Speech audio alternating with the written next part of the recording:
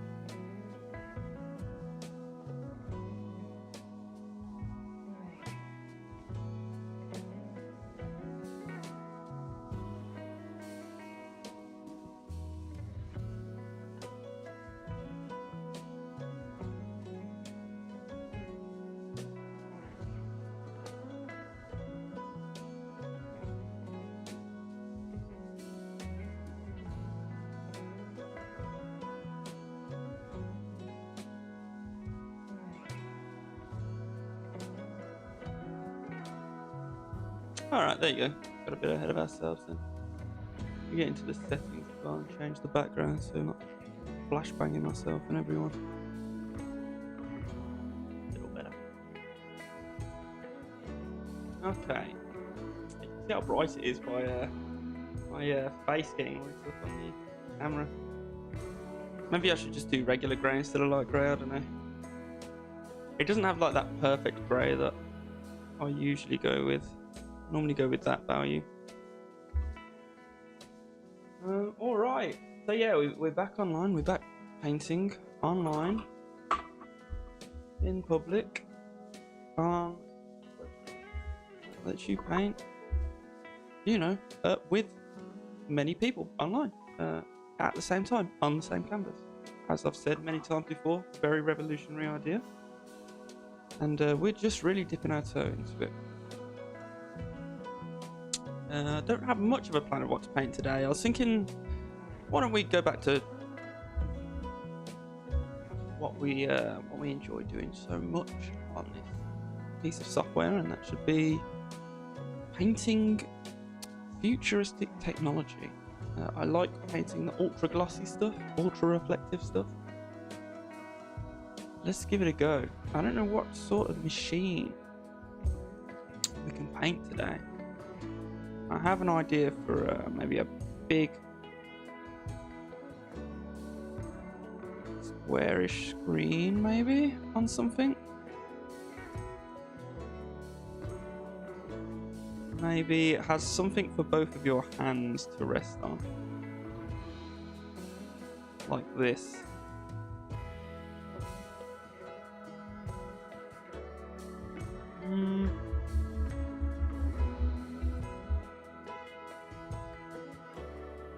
Huh. I don't know, what sort of machine can we do? Let me just think. I've had in my ideas for a little while of something with a big dome. I like the idea of like this big primary dome that you look into. Oh, I think I know what I want to do. I want to do something with quite a sturdy base. And I want it to have two really sturdy arms jutting out like this. And each one of them holds just one control of some sort, like that.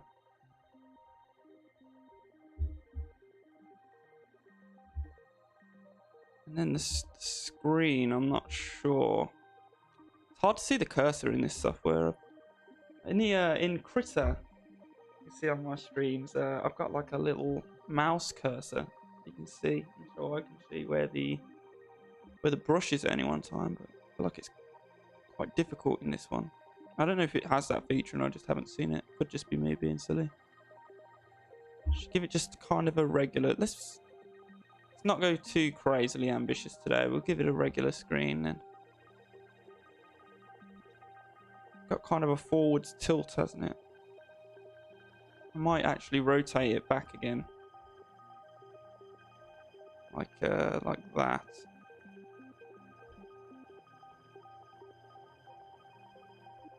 I think the screen meant to go on the rubber tool, I went on the blur tool. I think the screen wants to be just a bit larger too.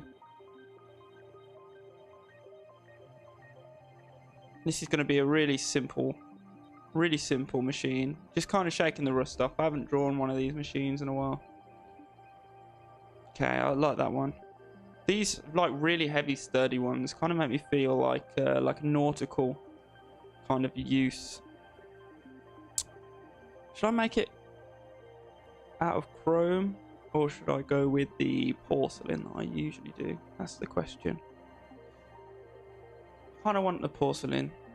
I might have to make it a bit more shapely and a bit more futuristic for it to get away with the porcelain, because this really like bulky, like ultra bulky look, I think only looks really good with when I do like a chrome reflective metal that's like riveted together. I love that look, but isn't this? I like this idea of the really thick supports jutting out from the arms.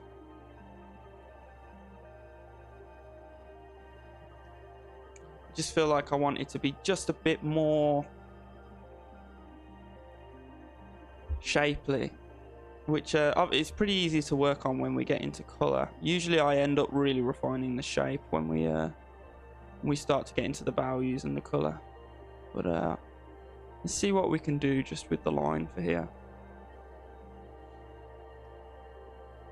Maybe that actually might be good enough, to be fair. Actually, I feel like it needs just like one or two more features though. It's maybe a bit too plain.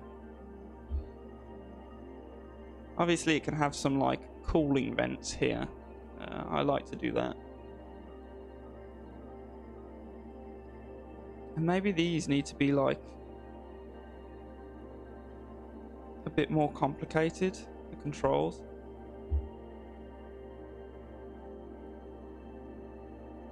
Maybe there's some more controls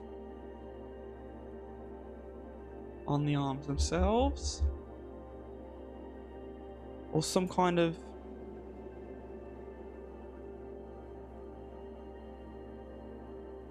bit more tilt on them. What can we do? It looks a bit bold as well. I don't know if it needs something on top of it. A top hat. Pedals. Should we give it pedals? I think we should give it pedals. You know, I don't think I've given any of these machines pedals yet. I think the big reason for that... Oh, we've got someone joining us already. I think the big reason I haven't put pedals on any of these machines yet is because you use them while standing, and so I feel like it looks a bit awkward to put pedals on them, because you don't usually use a pedal while sitting down, don't you? But no, let's try some pedals then. Something like that. How's that look? Okay, then let's get the paint on. You know, I really want to go for that white porcelain material. We try white porcelain. A bit like a toilet.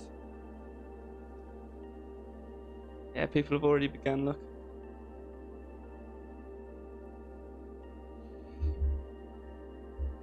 Nice. Yeah, this is just free draw paint sketches. It's the same title as the last one, but I really don't care what people draw, to be honest. I'm just going to be painting as well. I called it paint sketches. So, yeah, I think this is good for the streams. This is so much. It's like infinite variety when it's like anyone can come and paint whatever. Do you know what I mean? Right, what color are we going to go with?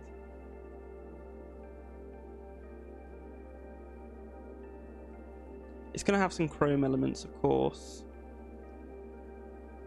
I feel like I want to do something interesting with the materials. Or you know what? Maybe I can make it a lot more shapely. I just thought of something. If I do something like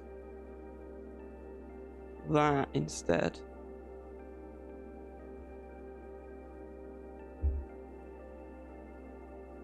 I think that actually looks more accurate. I think it looked a bit inaccurate before when it didn't have that. And then these lines here are just for me. They're not going to be in the rendering because they won't be so sharp.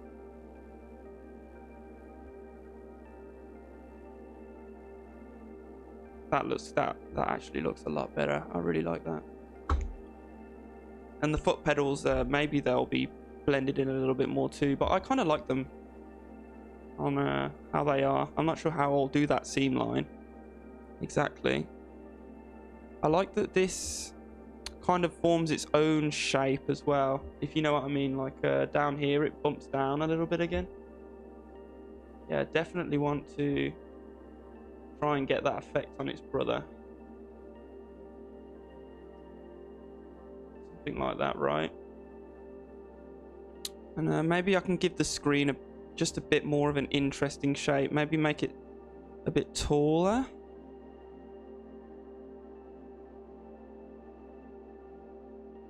How's that look? Quite like that. Wonder why some people come and they draw something, but then they remove their drawing and leave. I'm not sure why.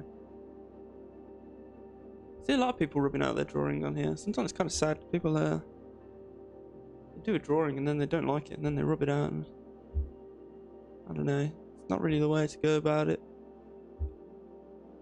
I think in digital there's no such thing as a failed drawing because you can just keep painting over and over it until it looks right. You can kind of brute force it in digital, can't you? And a little bit in pencil where you can erase things very easily. Let's go with purple. I'm going to make it very light purple. Okay then, and we're into the painting stage now. Nice. Okay. So we're going to go with the, like I've mentioned many times before, my painting style is a little bit like Alla Prima oil painting. So that means that we just pick the colours that we think best go in each spot and we paint them in quite opaquely. Now that's not, I still am, the method that I do really is speed painting. That is still the same at the end of the day. But the philosophy is usually quite Alla Prima-y. And it's very material ball based. So what I'm thinking is I'm thinking of the material ball and, you know, how the... And all I'm thinking is, so, you know, this side of the machine is kind of like the side of the material ball. You know, and I'll be thinking about the bottom of the material ball as well as it gets low. I'm just thinking where things relate. And I'll definitely be coming out with a YouTube video on that sometime soon. That's on the work in progress pile, that is. About how to use... I don't think I'll call it a material ball, because material ball implies I think surfacing, you know, it's more like a surfacing thing. I think there's two kinds of lighting ball and material ball, and this is a material ball really, but that's what the tutorial will be around, is what I'm trying to say. Is it'll be more like a lighting, just a lighting only thing, rather than actually focusing on materials and surfacing for the ball. And I think that'll make it a lot easier to understand. Is there going to be a shadow under this one? I wonder even.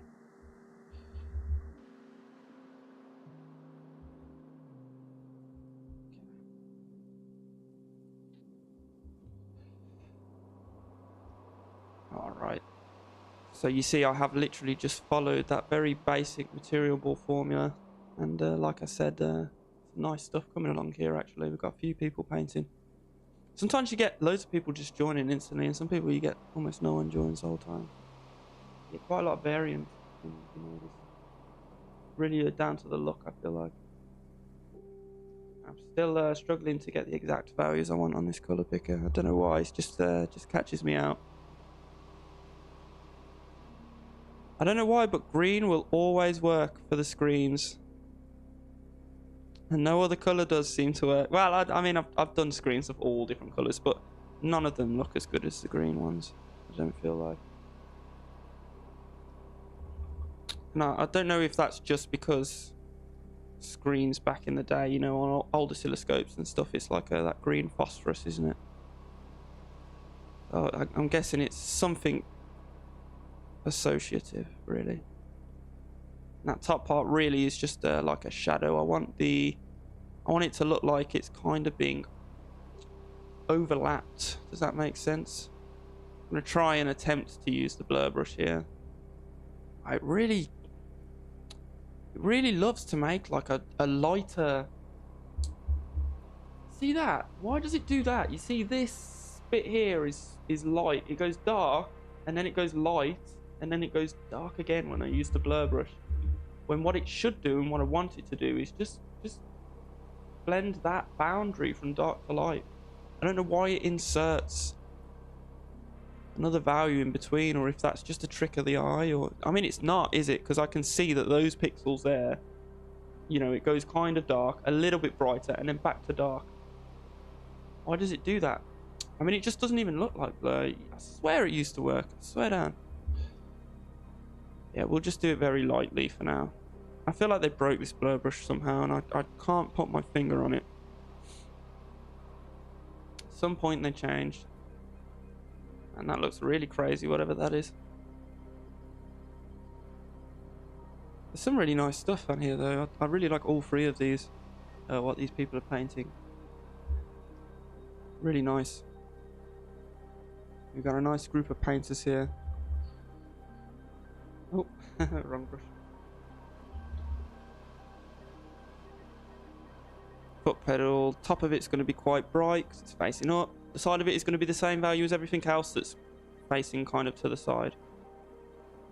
And then I'm going to do a bit of a darker base there, right. Right in the seams as well. There's going to be some occlusion right there. And you see how crude this is starting off, right? But I'm probably, I don't know how long I'm going to stream today. I don't really have a plan for the timing. That's where the blur brush works a bit better, is when it's bigger, maybe. But yeah, I don't really have a plan on how long we're going to stream for today, but I'll try and get this to a good state. A bit brighter and a bit more saturated, I feel like it should be. Yeah. So yeah, just make the brush smaller and do the next kind of level of highlight. And also this screen's going to get a lot darker too. And like I say, it's kind of hard to reach the dark values on this color picker, but you know, the darker we make this, the more contrast we put on the screen, the more reflective it's going to look, basically. Because the more reflective something gets, typically the higher contrast its surfacing will be, or its lighting, or whatever you want to call it. We're going to keep zooming out as well. I'm a massive advocate of zooming out. A lot of people also flip, like mirror their paintings, kind of get a new perspective on it. For me, it's just zooming out. So you see we're getting something looking a little better. Let's try, I'm going to try and do some of the darkest values now, and that's kind of a little bit of a trick. You jump ahead of yourself by doing this, but I think it can make you work just a little bit faster, because especially in these reflective things, like I say, they want higher contrast. So the faster I get these higher contrast parts in, it needs way more saturation. Making things darker with saturation is always better than making things darker with tone, I feel like. So yeah, we've made this darker with saturation instead now, and I think that does look a lot better.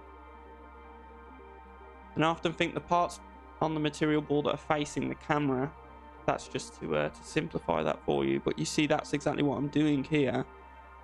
The parts that are facing the camera being dark usually works quite nicely, and I think that's really because it accentuates the Fresnel effect on these organically rounded items. you know, it's going to be the edges that are catching the light more and that are more reflective, and so the edges are going to be the brighter parts. We're going to keep working this until we're really like, you know, doing all the pin lights and the reflections. They look really nice, I think. Get these handles in, and for chrome things I like to really accentuate that, so, and that's why I start off with just black a lot of the time for chrome, but I'm doing dark grey here. And so what you're going to want is like 90% of the time it's going to be really dark on the middle, and then it's going to be really light, basically. Like I say, for an L effect, things are going to be brighter on the outside with these rounded forms. It's going to be really bright on the outsides. And then there's going to be, especially on the outsides, is where all of the... And you can just put these almost randomly, but I like to put them where it's really like a sharp bend. You know, and see how much like chrome that looks already. Just such simple rules. And these pedals as well, I have in mind for them to be chrome, so... Top facing parts of them are going to be nice and bright, and they're going to have the probably some smoother highlights. And then I think it's going to be the very edge corners like this have that darker, is where that dark line is going to get pushed. As someone said, this feels so pro in chat. Me person drawing the this one, I think. Give him a smiley face.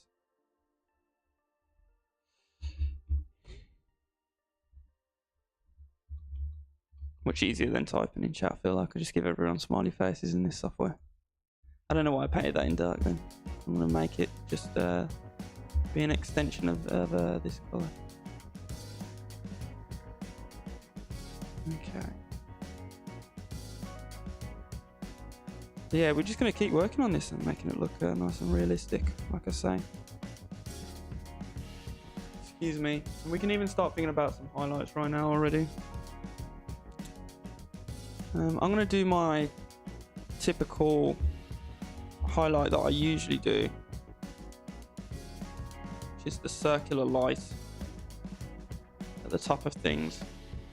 And I'm just putting some highlights in just to test the ground here. None of these, not many of these are going to survive, I don't think. Remember, I do want some variety in the highlight. Look how much it changes when you put the pin lights in. It just immediately, you know, tells your brain this is reflective. So pin lights are some of the most fun parts. I think a lot of people realize that, even, you know, from the very beginners, is that the pin lights are just like the highlights, and the pin lights are the most fun part.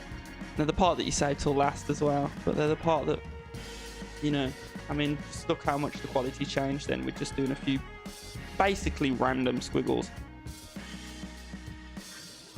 You see here, it has this shape here, and I'm always saying, when you've got the convex shapes or the concave shapes, they suck the reflections to the center of them. So you see, this is a convex shape now, so I kind of like to imagine that the reflections are being like vacuumed into those areas.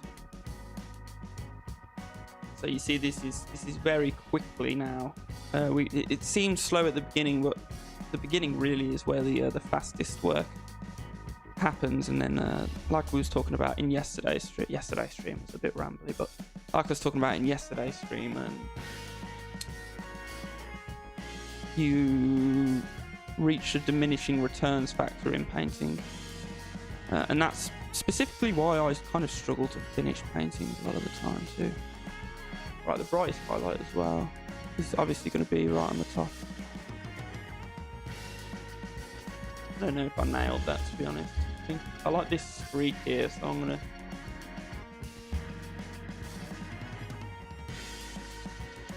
kind of replicate that. Could do something like that, maybe. I don't know. Let's get the very darkest greens. Full saturation, 100% saturation. They're going to be... Oh, wow. Even darker. Yeah, that's this color picker, that is. You guys can't see the color picker. I did try it yesterday. The color picker does kind of show up here, but it looks a bit bugged out. So not that important that you can see the colour picker anyway. You can see what colours I'm painting with the brush. Even if I do like to show it nonetheless. But yeah, make the edges of this screen, especially this edge here, because this edge isn't going to face Fresnel effect, but this edge here, you see how it's like a horizon, like I talk about often, where we're just skimming it with our view. It's going to be this side of the screen, and you'll see this. Now, mark my words, that is Fresnel effect that we're just painting in right there. That side of the screen is going to catch. Does that make sense? Just a bit more light. It's going to be just a bit more reflective. Not that much more, because the angle's not that steep. We are still looking, you know, straight on enough. And then the darkness that is gonna be present on that side to complement that is going to be the actual casing itself. This like I say, like kind of porcelain material that the machine is made out of, and I think it is still going to go pretty dark actually. When you have the dark next to the light, it accentuates it, of course. So this is just slowly popping out into 3D and gathering more form and more solidarity.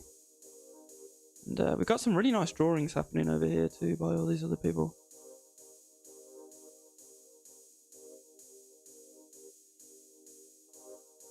Good break. I don't know what that means. But yeah, we got some really nice art going on. Okay. So yeah, we're going to keep building on this machine. Quite like this one actually. It's got a bit of charm, you know.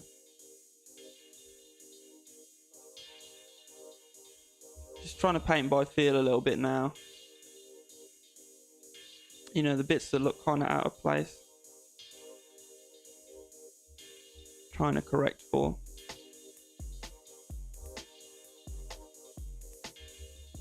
Should we get the Fresnel effect on this side of the machine as well and follow our own kind of advice? And it is going to be there. I think it's just because we can see such a small sliver of this side of the machine that I'm a bit reluctant to add the Fresnel effect. And because the background is already quite bright, it might help us to... It never looks good when I do it in this software, but it might help us to just darken the background in this area. I don't know. I think maybe next time, like I said earlier, instead of light grey, I'll do it fully grey. But we can probably get away with more Fresnel effect anyway, and yeah, I think we're gonna get away with putting enough Fresnel effect on the edge of the machine that it's brighter than the background, and so, you know, we'll still get a nice silhouette there. Of course, it's important to get rid of all the lines that we started with. You see, the lines that I did start with are usually quite thick and crude, and I don't know where that sort of came from originally. That's just how I like to do it, especially with these machines. It just helps me to think in 3D.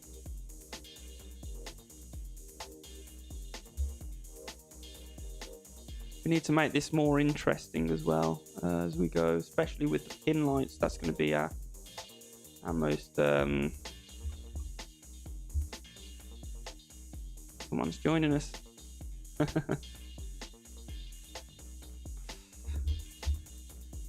But yeah, that's going to be how we add the most interest into here. And I'm just thinking about how to do that.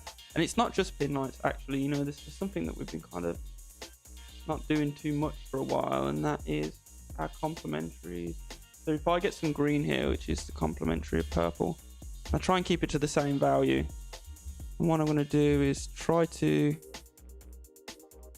It's probably going to pull it more towards grey. I'm going to try to get some green highlights, especially. I'm just going to make some of the highlights that are already here green. You can do other stuff like some blues. We basically want to make it as colourful as possible. And at some point, probably quite soon actually, we'll probably...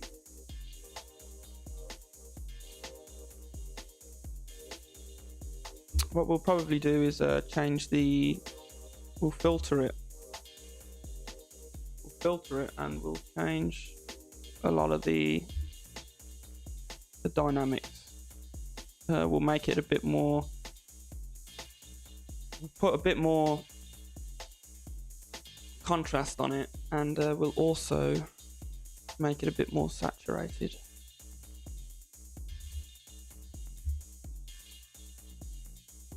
I wonder if I can link the stream in these in the description of these. Can I do that? In the drawing settings.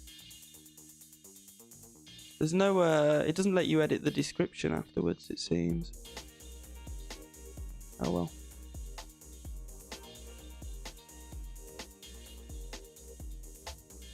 Get a bit darker if we can. I think it's about time. I think in these places. Obviously, of course, right at the foot of the machine. Be a bit darker too. And lastly, it's going to be this area right here. I really want it to look like it's kind of hooking over the screen. Does that make sense? Like the screen has been pushed into it like dough. I really like that look. Like the screen is sort of sealed into the casing of the machine.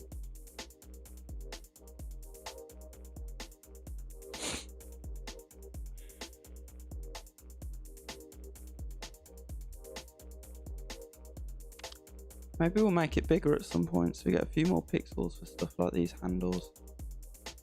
There's not really a place for the handles to plant at the moment either, and this one needs moving a bit that direction, so let's do that. Gonna want to lasso it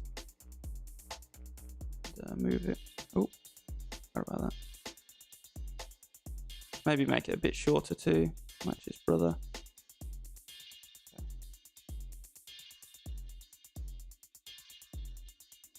Close enough.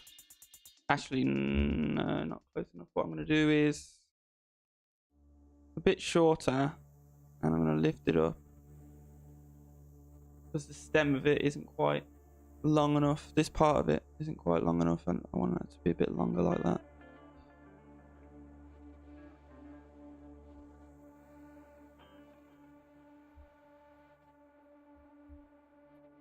Then we want some basically black.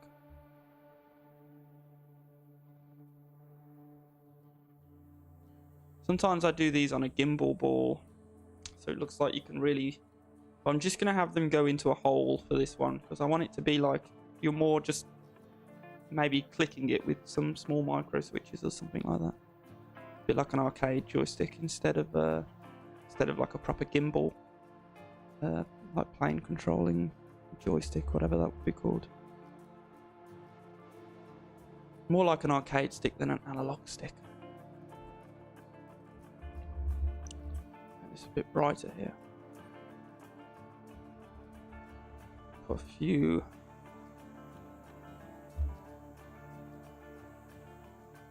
more reflections. I want to put something of a bit of a blurry reflection in there, and I want the middle of the screen. I want some of these parts of the screen get a bit darker, and I think that'll make it look more reflective, make it look more like glass, more metallic technically. I think it would be called in a like Blender or something. Yeah, you see that looks just a bit more reflective. I think we might have gone just a bit overboard. Let's get the blur brush out, and you see we've destroyed some of the highlights that we put in, but that's completely fine. You can just redraw them so much, and the little remnants of the highlights that get left often look really nice too. Oh my god, working with this blur brush is so difficult. I really am missing the blur brush from Critter. That looks great. That does that screen now, I feel like. I'll try similar with this. Always about just pushing with these reflective and glossy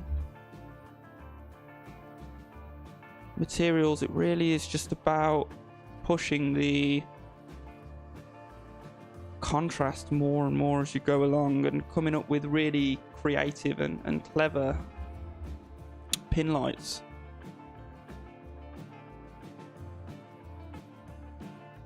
Not forgetting about the Fresnel effects too. That's what it's all about with these.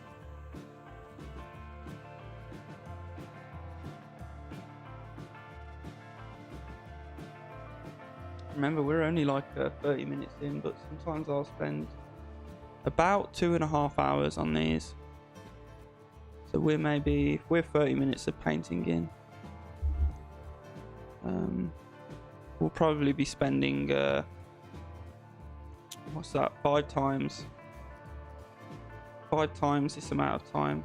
We'll still be spending another 2 hours on this to bring it to full completion. We're not even like, you know, not even halfway into this painting, and that's when you can really get these nice levels of realism. I feel like I've achieved on them in the past. I think a lot of it is rubbing out these outlines as well, just making it look less scruffy in these early stages especially. Do a lot for you.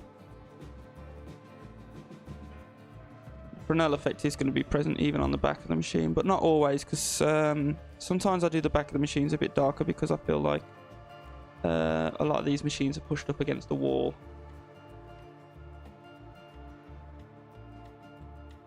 So we'll see whatever looks best compositionally. I don't really think about the environment that these machines are in as I'm painting them, oddly enough. Even though they are full of reflections, and reflections are from the environment, they are really... the reflections that we do here are genuinely quite random. I'm just applying the general rules of the actual shape of the item itself, like I sometimes say. Let's do some of these sharp corners here. I don't know if we should fix these pedals up now. They haven't had much love so far. This one needs to come that way. And they both just need to be moved. Can we just lasso them and move them? Let's just do that. And then maybe we'll see if we can filter it. But I think I might have already got some nice values anyway. We might not need to filter this one very much. Yeah, I just want to move the pedals over a tiny bit. I think that was the right choice to make there. And then we just patch it in. Super easy. Just like that.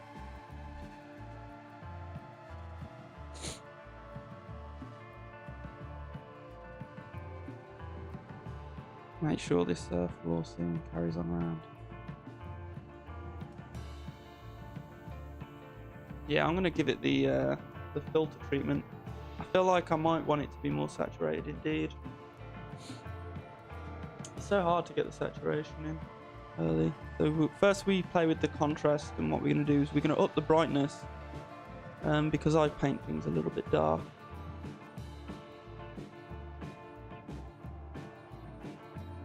See, that's just a lot. Already you can see the colours a lot more. I think we can go even further with that, you know. Trying to not lose information. But we want this stuff to be bright. The brighter it is, the more futuristic it looks, really. See, it's gone from that, which is quite nice and starting to look realistic, but it's a bit dull. Go to that. Okay, I'm going to drop it just a tiny bit.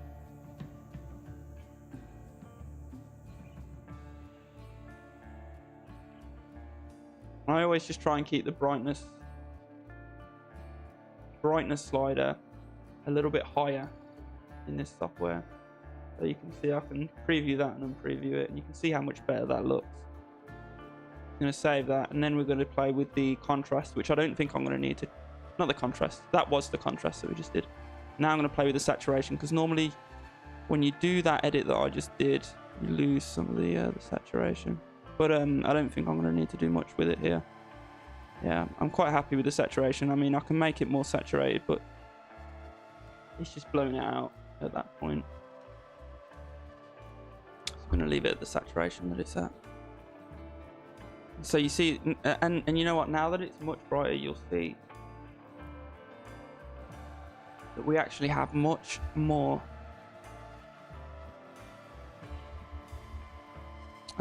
We can go dark again right? Now that it's all darker, we can go into this new level of darks, and it will look a lot more right. Although I don't think I picked the best value there. I went more blue, but I should be going more towards the red, maybe. Something like that. So I can get it just like that.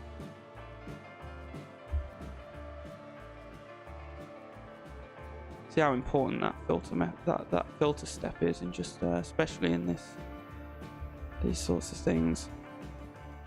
I don't know if it's me, like my eye. I mean, obviously it all comes down to me, but I don't know if that's something that does typically happen when an artist paints in this particular method, this Alla Prima type method. If you often end up with those sorts of values, it might be because I use the color picker a lot as well. Although, I mean, at the start I don't use it too much. I don't know. I just feel like often my paintings do need that, you know, the values juiced up on them. See, I'm grounding some of this and making it a bit less Fresnel even. I think what I'm going to do is I'm going to bring this shade up.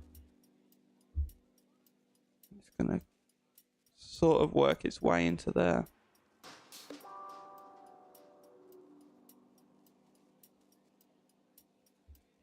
A bit like that, maybe. I'm really trying to get the realism in there now, really focusing on that. I want it to be quite dark in this little area here. Now I'll highlight and accentuate the bright highlights of that chrome handle too, actually. And also maybe the edge of that. You see, we can get that hard line there. And then we can accentuate the Fresnel effect that should be on the edge of this. How nice that looks. Top of this is too bright though. It just sort of fades into white, doesn't it? And make that into more of a sharp highlight up there.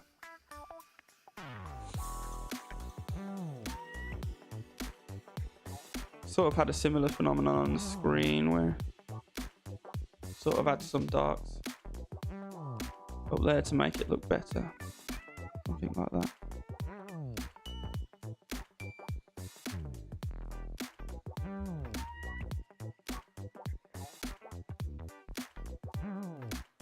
Down to just one person painting with us now. Seems that happens too. You'll sort of get a couple of people join at the very beginning when you start, and it'll sort of thin out over time. New people won't join, but the people that joined initially will start to leave. I think that's probably something to do with like some people sort by new. You can. It doesn't say that you're sorting by new, but one of the categories does do that.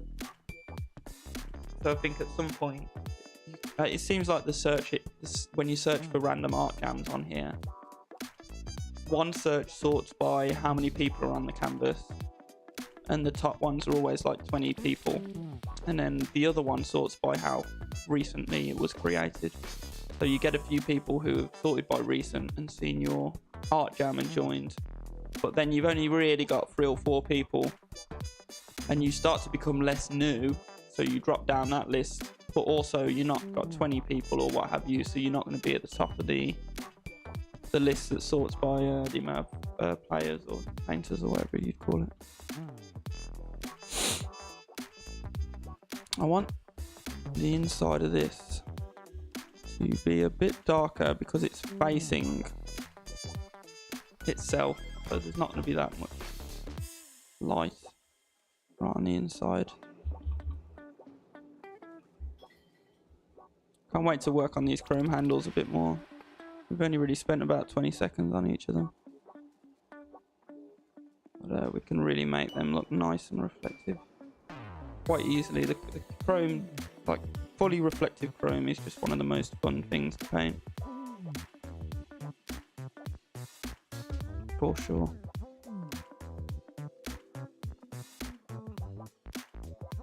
Make that a bit less bright. Yeah, you see I keep zooming out even more now. So I'm really trying to... I think when you start off a painting, you're painting by what you know and what you've learned. But as you get further through the painting, you start to paint by feel a lot more. Yeah, those pedals look right, and they do look like they'd be a bit easier to use while standing because you'll just press it down a little bit. It's not like a very analog looking pedal. It's more of digital pedals. They're either on or off, a bit like a guitar pedal I was going for. You use them while standing up, don't you? You don't really use like a machine pedal while standing up. Those are more analog.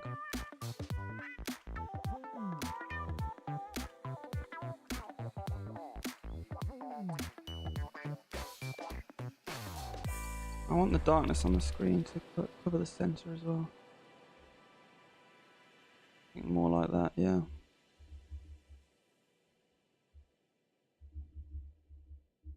We want to put some random lights here too on the screen. And they really have got to be kind of random. Random lights and shapes.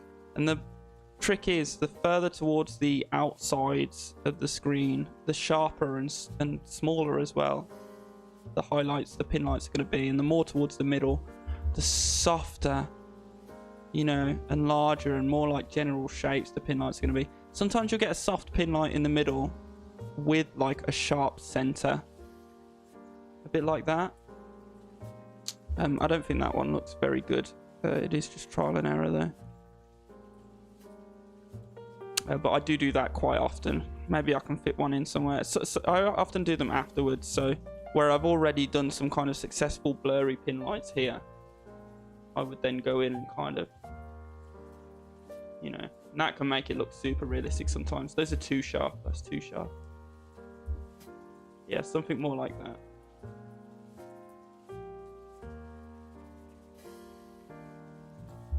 Yeah, I think that's too much, but I hope that kind of makes the point a little bit.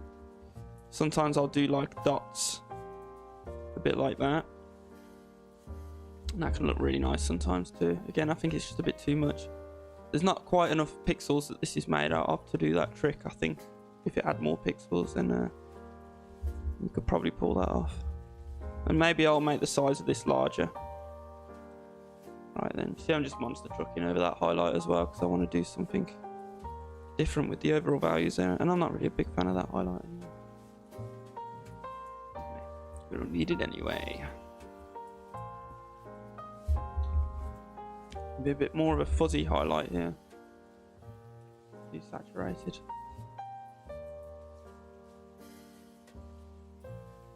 Yeah, doing the highlights in the darker areas is something that I often struggle with. I'm not sure why. I'm sure I'll figure it out eventually. I think maybe they want to be a bit softer and I'm trying to do them too solidly.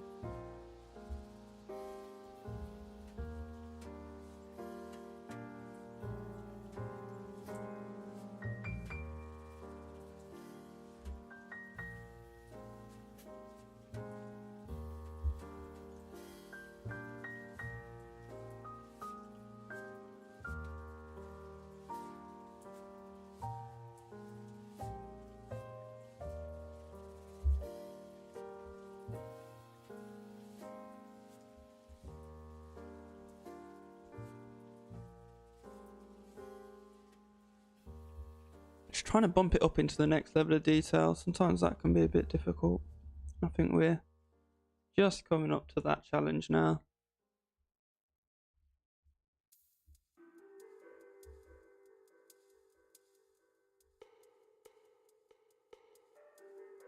I might put something here, by the way. I like to sometimes put a little door where you can maybe insert a sample to look at or something like that, you know. I think a bit like that. And I think that can sometimes add a bit of a sharp detail when everything's looking just a little bit smoother than you'd like. And here you see I'm just kind of highlighting the parts of the machine, parts of this groove that would be facing upwards. You'll see that will make it look nice in 3D. It looks better on screen than it does on my actual screen. I think it should be a bit wider and softer there though. A bit brighter right at the bottom where it's going to be reflecting the light the most. do that. Someone put writing. I didn't even know you could do writing.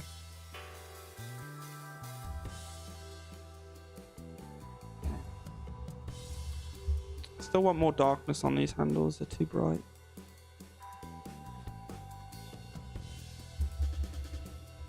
Need to match the machine where the left side is kind of a little bit darker. We really want to make them look like they're connected, and a good way to do that is with the pin lights. So we can do pin lights that sort of do like that those sorts of shapes, or like that, you know, just to kind of glue it onto the machine. I like this pin light here, so I'm going to try and make it a bit blurrier.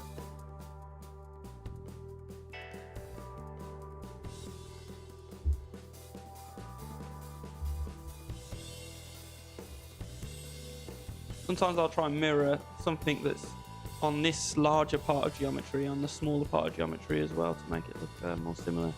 I'm not doing that here yet, but I'll probably do it a bit later. Or you'll see I'll copy that. Bit of a phallic shape, but I'll copy that on this one here. See, so it's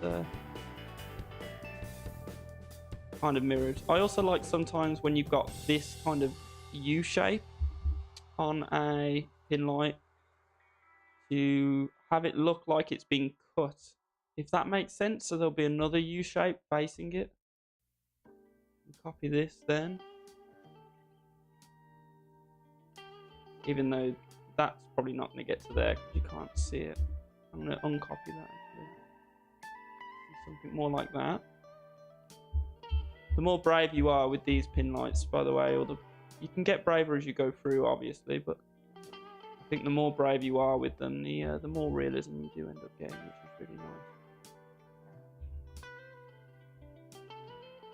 I just love pin lights, honestly. I don't know why. Like my favourite part of the process. Just makes things look so much more realistic. So fast. Some strange stuff on this website, I tell you.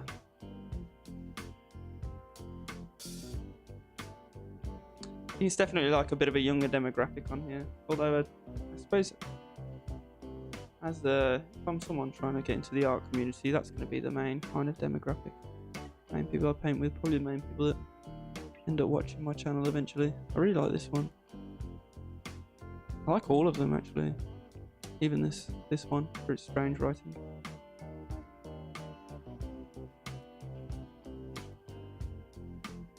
Yeah,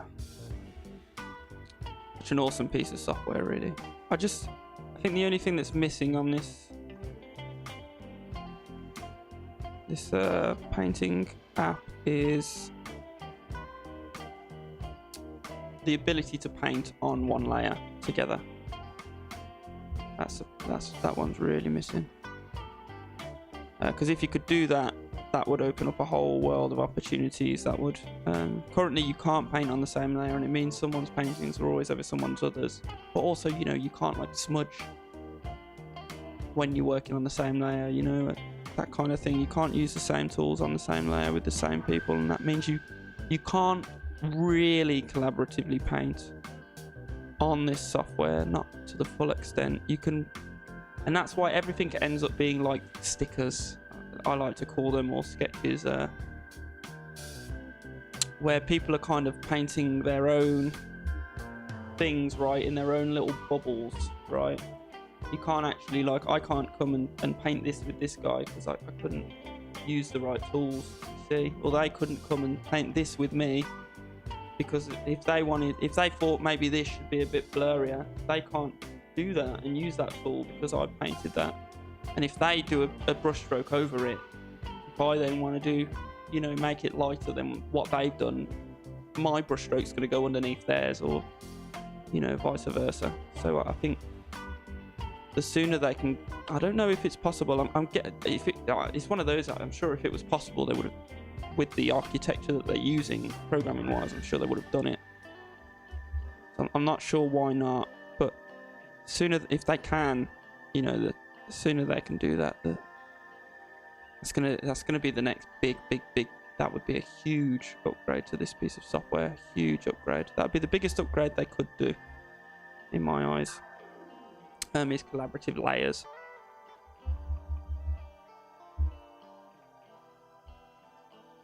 Let's get some shapes in here, maybe. Just some random stuff I'm doing. I think we need to filter it again. You know, I think it's time. You see, with all of my work, I filter it quite a lot.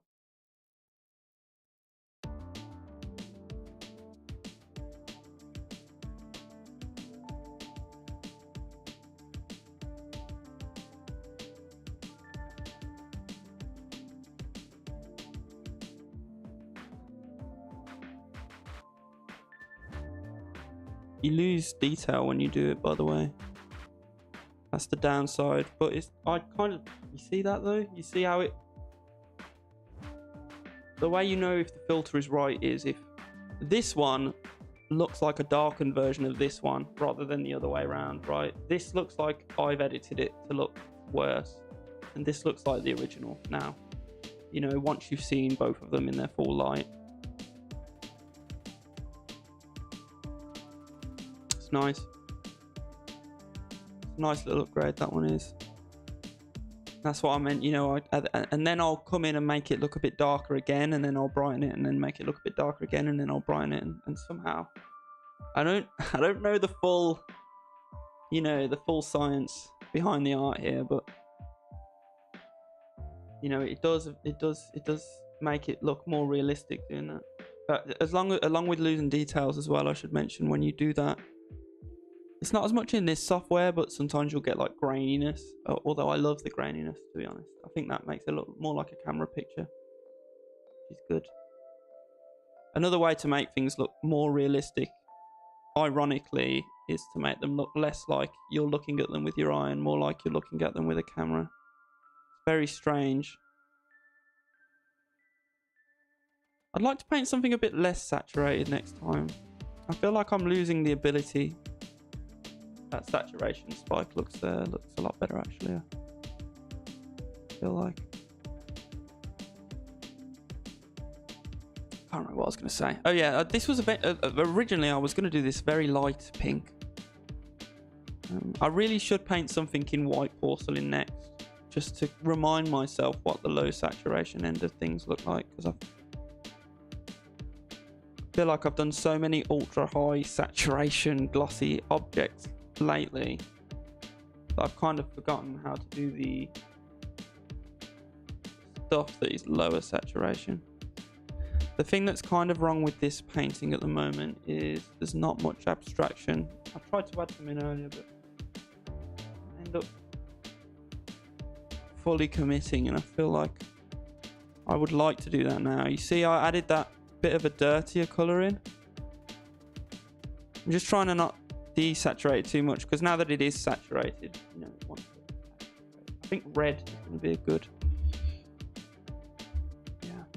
colour, especially for the darks. Sometimes it's good to you know, make the darks a much different, you know, make them swing in their in value a lot more. See how much more realistic it starts to make it look pretty much instantly though, once you add just a bit of very lazy basic color abstraction. And that's because it starts to look like it's kind of picking up the colors from its environment. That's why that works so nicely and so well. See how much more realistic that just looks like that, you know. And I kind of do debate sometimes on whether, I think the bluer one should be the brighter. I do debate with myself a lot of the time on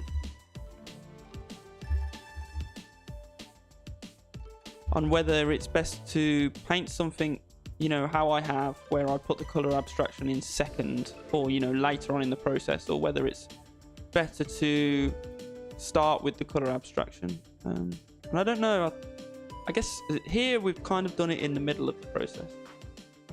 Look how much more realistic it looks though.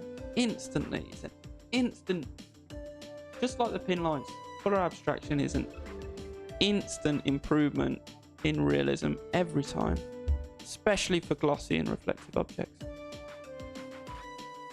Can't stress how much difference some of this stuff makes sometimes. You know, just as an instant improvement for your painting, you know. Painting the easy way, isn't it? It's working smart, not hard. We're working smart and working hard, but you know.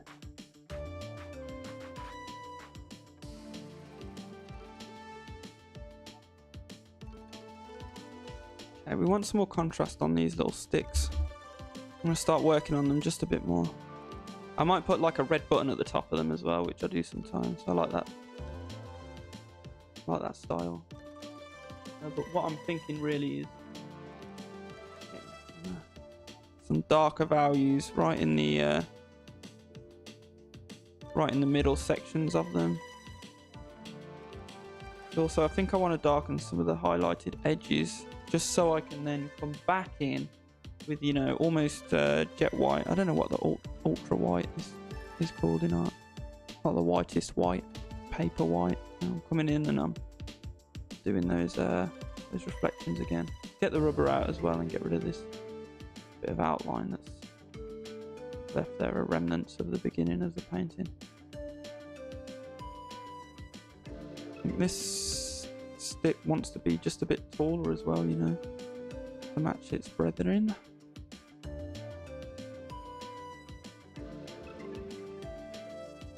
Bit thinner. How's that looking?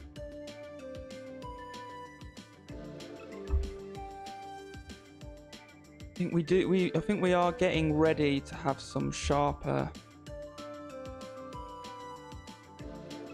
details, you know. I think I'm starting to get a blurry feeling from the painting, which means we're kind of upgrading and we are progressing through it to the point where maybe we're going to want to be making some sharper details, right? This is our main sharp detail right here. And what I'm going to do is make it a little bit bigger and a bit more centered, because obviously it's a bit on the wonk right now.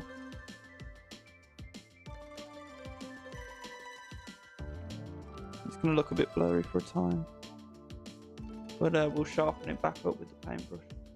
Right. Okay, I'm going to get pretty much black. I like that kind of black. I'm going to go right in the crevice,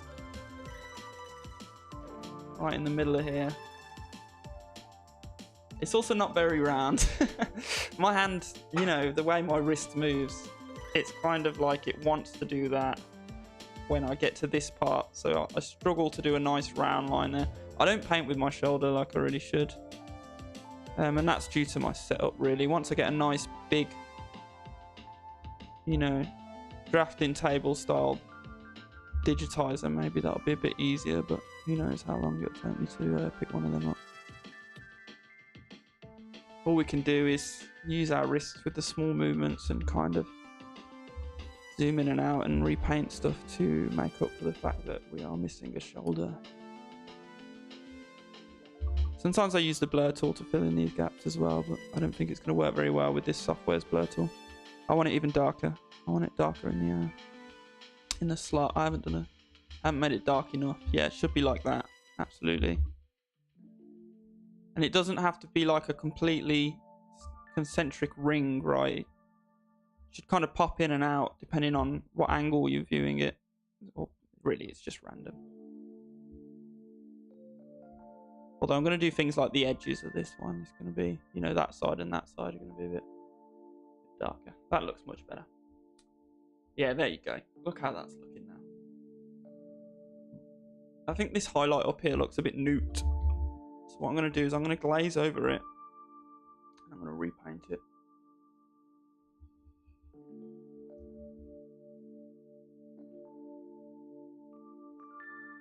Something like that, maybe. I really want white, though. I really want...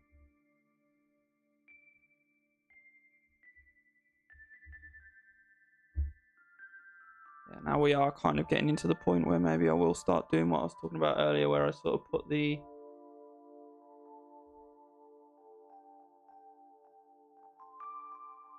pin lights inside the pin lights, you know. See, something like this, what it looks like is like a halo and then we do the light in the middle of the halo, and it can look quite nice and accurate. I think I'm going to spread this light out. Actually, I might have made the middle of this screen a bit darker, or it's just kind of not gone the direction that we wanted when we filtered it.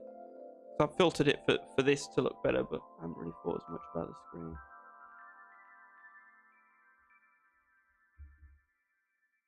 I'm going to get rid of some of the dark, actually. Make sure that's blurred in. But yeah, the blurriness really matters, especially on the screen.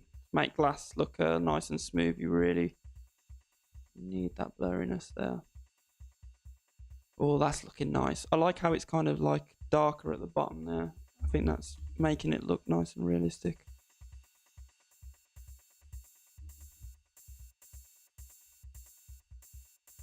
Yeah, you see how much more realistic that screen looks now.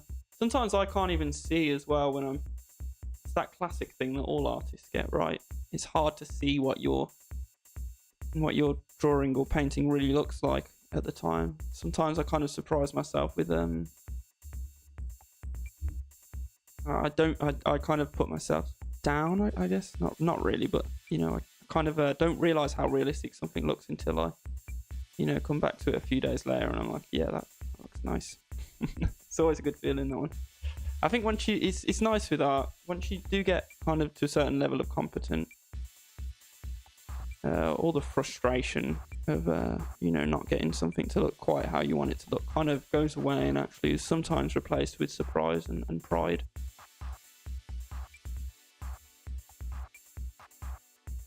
You know, you're surprised by how good something looks that you've painted rather than the other way around. We've got a nice steady streak of people coming and painting on here, actually. I thought the canvas would be kind of empty by now, but no, we've got more people. And you know what? I've been looking on YouTube a bit more lately as well, and there's really like nobody. Well, there's not many people streaming art even on Twitch, but especially on YouTube, there's nobody streaming art at all. And you know what? When it comes to Magma, it's like almost unheard of. The only streams that happen for Magma are the ones run by the company that owns the software. And I think that's a crying shame, because this is such an underrated piece of software. But even on YouTube as a whole, the art niche on YouTube is much smaller than I'd imagine. I don't know if that's just because I'm out of touch. And like I say, I'm not really the typical demographic of people who do digital art. It's mostly a much younger demographic, it seems to me. Most people on here are drawing like Roblox and stuff like that I just don't understand or relate to, really. I don't know if there's loads of art YouTubers that are doing that sort of stuff, and maybe that's where I'm kind of like not seeing the market. But for me, looking around on YouTube, there's just really not that much. Like my this YouTube channel, I've just been I have my own personal YouTube channel that I don't really watch art stuff on at all, really. But this one, I've just kind of gone around and subscribed to a lot of other art creators, a lot of small art creators, and also the bigger ones that I've found. And when I look on the subscriptions page, it's like you don't even have to scroll down to start getting into, you know, 2 days ago, 3 days ago, 1 month ago. And that's on the subscription page with, you know, I think I've probably got about 30 subscriptions on there. So I think YouTube slowed down in general with long form content, but it's really dire for art. Really dire. So I'd like to kind of be one of the forces that, well, I'd like to kind of sneak in there, right? Sneak in there where there's a bit of a gap in the market, I feel like. But maybe there's just not much market for art. But I mean, how can there not be a market for art, right? I mean, like I say, there is a lot of kids interested in art. And that's probably the best target market. That's one of the biggest markets on YouTube in general. And you know, a lot of people, it's art, right? You'd think there's always going to be, you know, quite a high percentage of adults and kids that are interested in art, you know. So it's such a basic foundational thing that exists in human culture that it does surprise me that it's not one of the biggest niches on YouTube. And in fact, it seems to me, from what I can see, that it's one of the smallest. Very surprising to me. Right, I'm gonna let you watch this person paint, which actually looks quite nice already. There's so much talent on here. It's crazy. It's like when I started. A lot of the time when I'm starting out, and when I was starting out on YouTube, I'm thinking, you know, I want to do tutorials and teach art. But then when I come onto a site like this and I see, like, you know, that kids already know how to paint, they're just like teaching them something. It's like patronizing people almost. They already know how to paint. It's crazy how much talent there is. Yeah, I'm going to leave you on that. I'm going to turn my boiler on.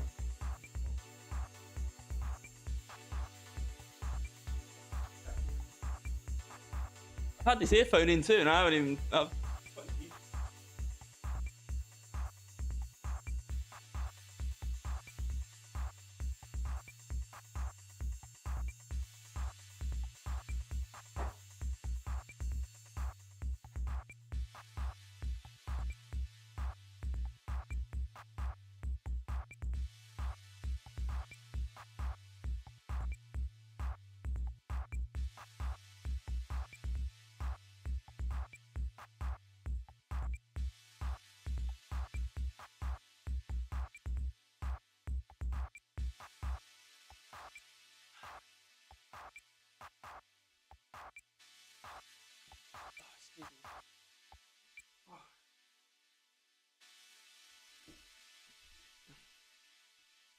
Oh, did he make her crying?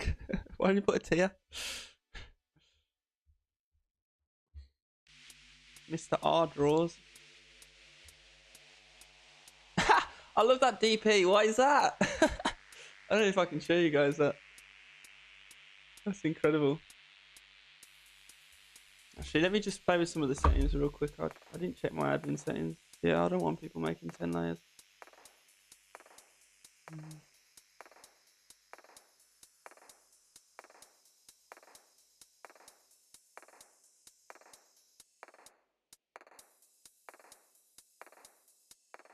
I don't know why add and remove layers are grouped together. Does that mean they can remove other people's layers?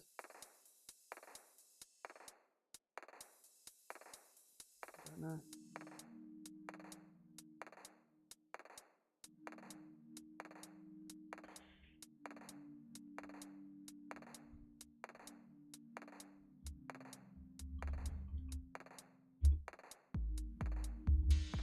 We've popped some music on as well.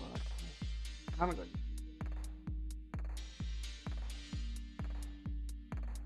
How long have we been going for? We've been going for an hour and 13. But, I think I might stretch this to... I can go up to like 12 o'clock or half 12. It's about 11 now, so I can go for another like an hour and a half. I've just been getting so used to streaming now. It's really been nice because I've been struggling in the past to stream consistently.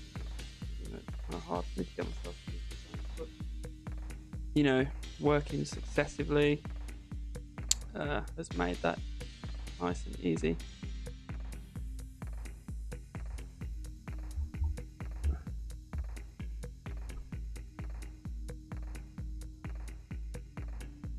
I wish I could make the chat font a bit bigger. So.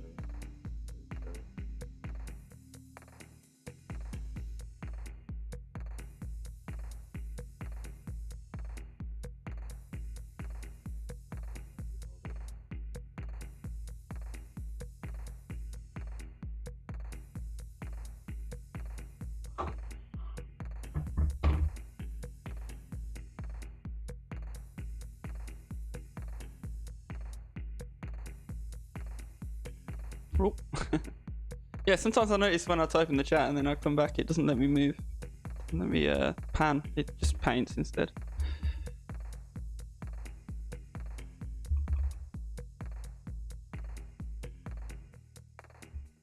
I feel like it should be darker down here. I don't know why.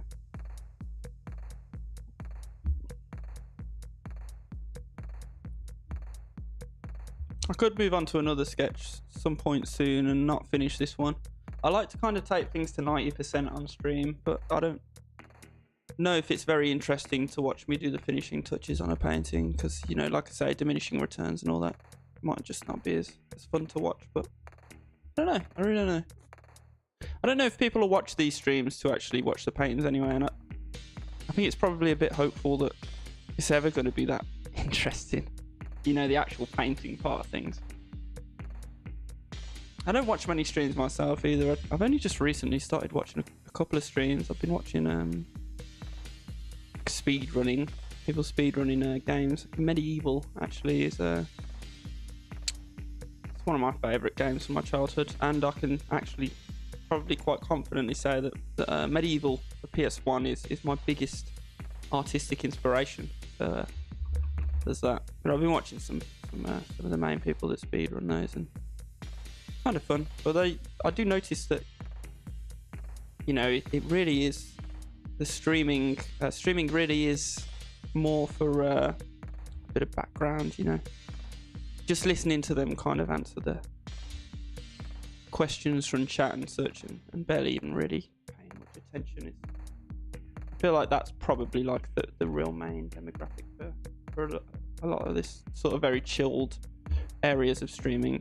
I feel like this right side of this arm that's sticking out, should I just rub it out? I don't know, it doesn't feel right to me. It's contrasting in an odd way.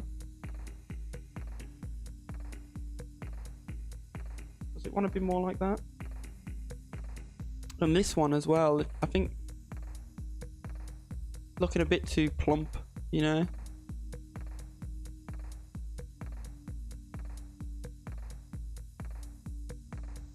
How's that look?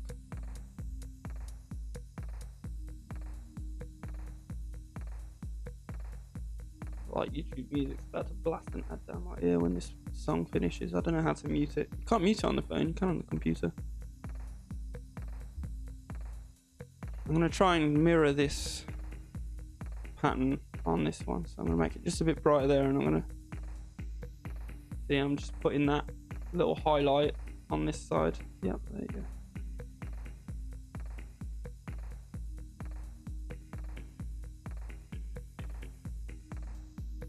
That highlight. It needs some nice, well, it needs some color abstraction, really, doesn't it? I think it needs some nice, like I was saying, I think red's a good abstraction to go with at the moment. Yeah, how's that? And I'm gonna make it a bit bluer right there. We've got a bit of a pattern.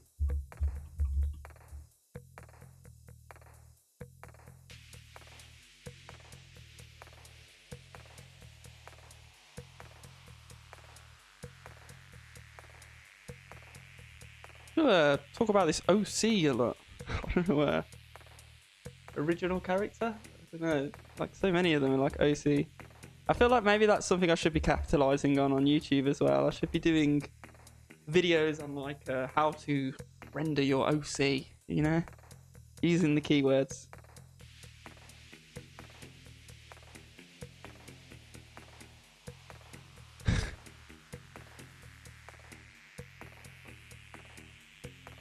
See, I'm just mirroring that arm to arm as well again. We might change the filters again as well and see how that looks with our color abstraction, because I can bet you it will make the color abstraction like seriously pop. So I'm kind of excited to do that.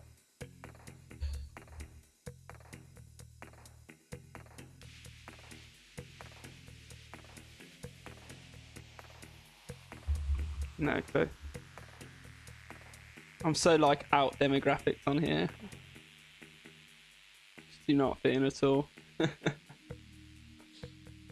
all good though, it's all good. Gotta what is it, work with the youths of today. Even if I have absolutely no clue what they're talking about. I'm not even that old, really.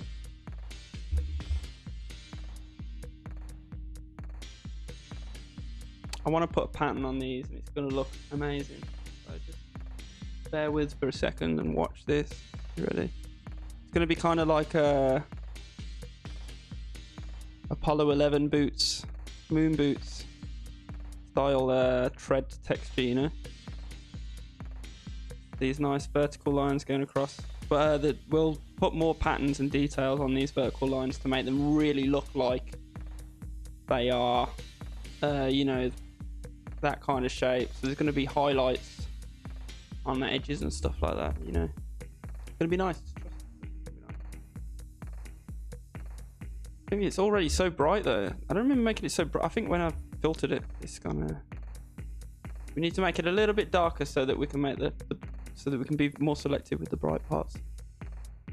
It might not need much more than this actually. We'll see.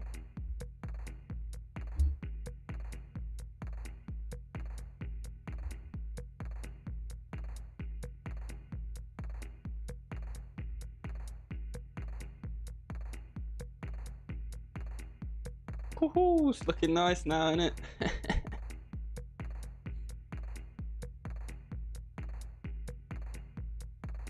So what I mean, you really would just want to get into that place. That competency with your artwork is so nice when you can kind of be proud with what you're painting as you go. And I'm not ashamed to say that with a lot of my paintings. I'm very proud of a lot of my recent work.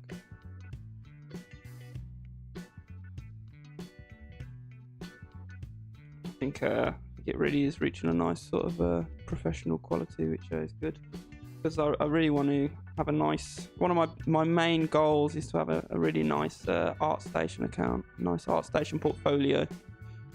Even an ArtStation is like very competitive. It's very professional. It's very industrial.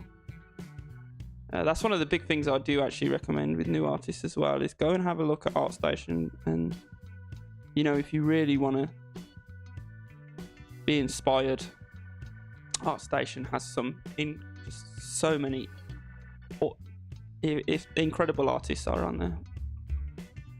Same with Instagram actually. If you use Instagram and specifically, this is a bit tricky here.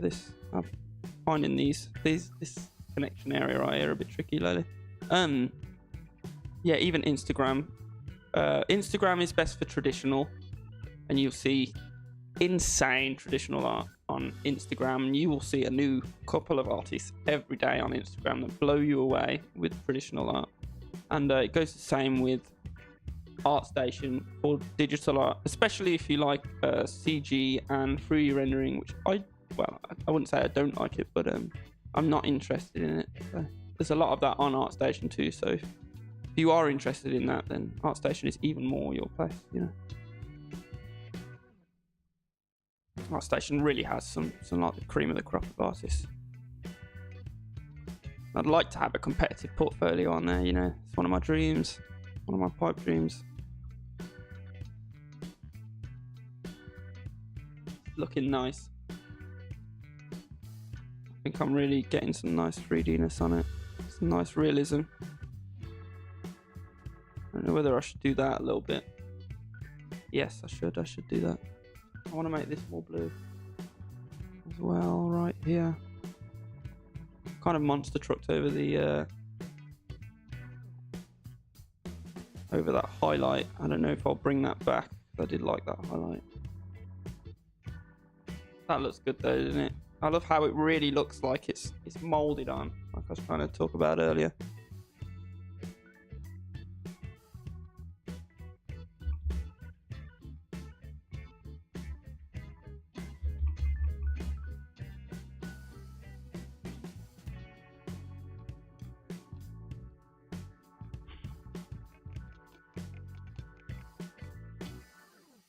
Wow, we've got quite a few people painting on here now, you know. Got 5 people, 5 other users other than me. It's more than usual. I wonder if I don't know how the algorithm works on here, but I don't think there is an algorithm. I think it is just like I said earlier. I think it's just, there's 2 pages and one sorts by how many people are on a canvas. So we've got 6 right now in total, including me. And the other one just sorts by which ones are open more recently.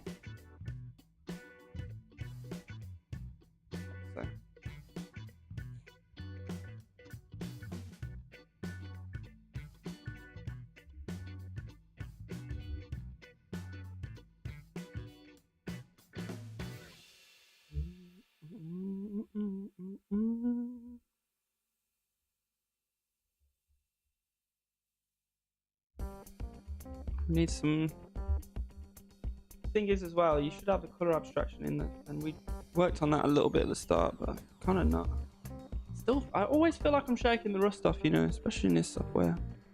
But even I just haven't painted these machines for a little while. Should we mirror that again? Try and make it look a bit less phallic this time.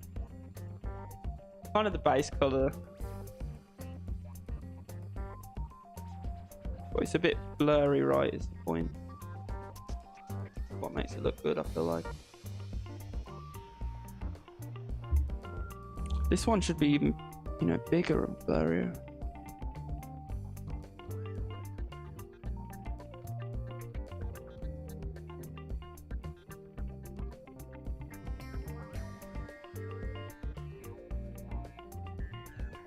Five people on the canvas, but only 2 people drawing, I see. I don't know if some people just come onto the canvas and then what? No clue.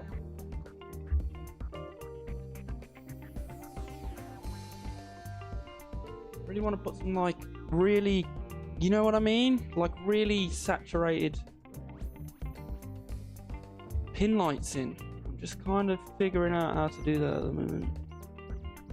Where I can work them in. You've really got to figure out where you can sneak stuff in. These paintings, this style. Like I say, you've really got to be clever with your pin lights, and that's what's going to really add the wow factor. The pin lights and the color abstraction with these ultra glossy things. I like this pattern down here. Don't know how to accentuate it. Of course, this is going to want maybe a bit more contrast. Oh, yeah. I mean, just look how much... I just love in painting how much of a difference you can make with just a few strokes, right? Make something look so much more real.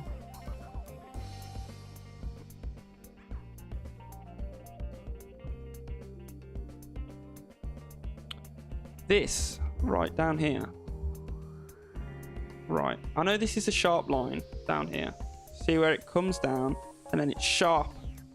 Right, there's that sharp bend. And what was we saying earlier? Saying concave stuff and convex stuff, they will suck the highlights into that middle area. You get highlights there, and you get less highlights in these sideways areas. There's where you'll get more Fresnel effect instead, and more compressed, really sharp highlights sometimes too. But this crevice, like I'm trying to point out, is it is one of that shape, right? It's one of the concave shapes. It's a very sharp concave shape, but it is concave nonetheless. So we're going to get some really... It's going to be hard to see, but you'll get highlights right there in the crack. And also right there in the crack is where you'll get occlusion shadows. So it can be quite an interesting dynamic there sometimes. And sometimes the highlights will kind of leak down, if that makes sense. That'll make them look a bit more... Sometimes they'll leak down in a shape, or sometimes they'll just leak down in a big blurry patch. But that's not looking too good for me right now. And this edge here, this is a convex shape. So all of the highlights are going to get kind of sucked to there. You're not going to see as many right around there. It's going to be right on this. This is softer, of course, but you know, the highlight's going to be right on that edge, and especially there's always going to be a highlight, a really complex highlight, even right on that corner. You've got to think this corner, because it's in that shape, like a dome shape. It's looking at every, you know, every part of the room, so it's going to catch all the highlights, and that's actually why it works like this, and why I talk about like the way it magnetizes highlights in certain, you know, sharper, more convex or concave areas. It's because it's literally because they are looking at more of the room at once. If you ever see one of those mirrors on the road or in an industrial environment, one of those, you know, half semi-spherical mirrors, it's looking at all of the room at once, right? So it's going to catch every highlight that it can catch. But a flat mirror, it might just be reflecting a wall. So that's why. And that's how I can paint these glossy objects, using these basic generalizations without knowing what the room around them looks like, and still have them look reflective. Just like I say, it really is it's more generalizations. I noticed it's very strange. My mouse is kind of bugged out. Like my mouse isn't over there. I'm moving it around right now, but on OBS it looks still. I don't know why it does that. How long it's been doing it for?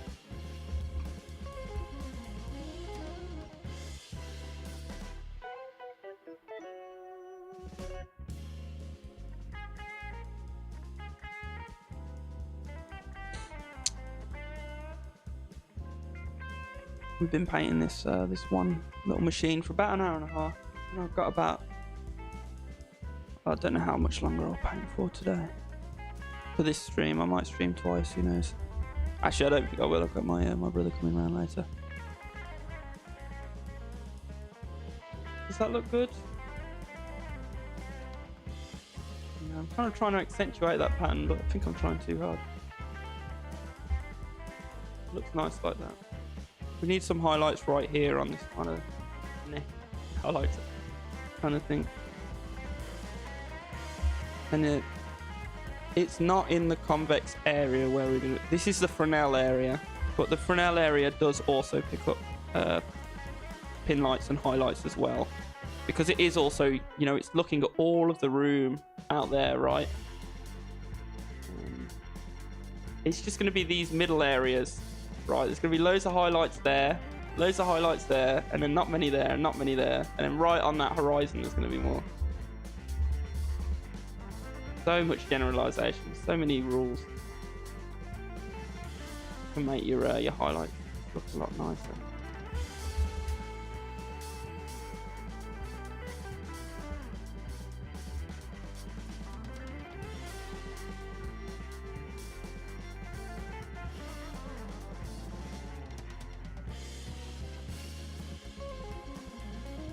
More around here. I always look that way on the stream, and I'm kind of looking at my other monitor with the stream on it to get a different view of what I'm painting on. I don't know why, I just lets me see it in a bit of a different light, having two monitors with the painting on it. Something that I didn't expect until I started streaming and recording. Make that a bit softer there. Oh. One of those wasn't the best choice. I think it's actually something that's already there. That.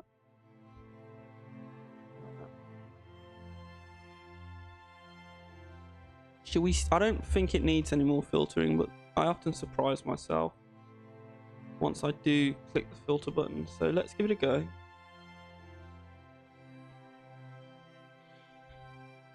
We're going to do the same stuff that we always do. How does it always make it look better? How does it always make it look so much better? Oh my god. I think those are the right settings straight off as well. I don't think I need to change that at all anymore. I think I got that perfect first try. Damn. And then all we might need to do is up the saturation, but I doubt it. I don't think... can probably get away with lowering the saturation a little bit even, you know.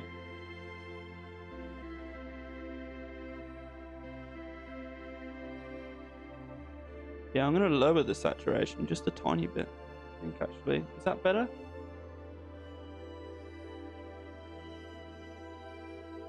I'm just going to cancel it. I don't think it needs messing with. Yeah, that looks dark and dingy. And how many times have we brightened it up? You know?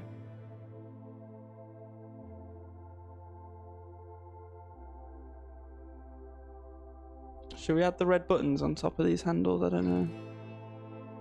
Maybe we should get some red buttons for the fingers to press when you're holding it, so they'll be like a bit like that.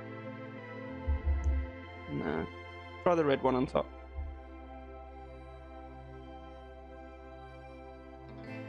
I don't think it works very well with the green, to be honest. I think if this one wasn't in front of the screen, it would look better compositionally, but I think the red over the green being similar values just doesn't look quite right. Yeah, I'll have to watch this stream over again. Look how buggy the mouse looks. Strange.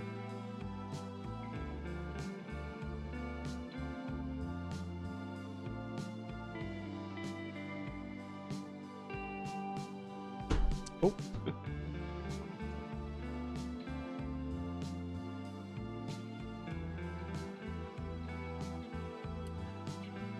Can't wait to pick up a new desk.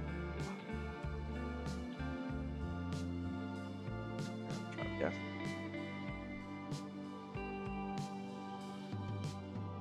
Give me 1 second.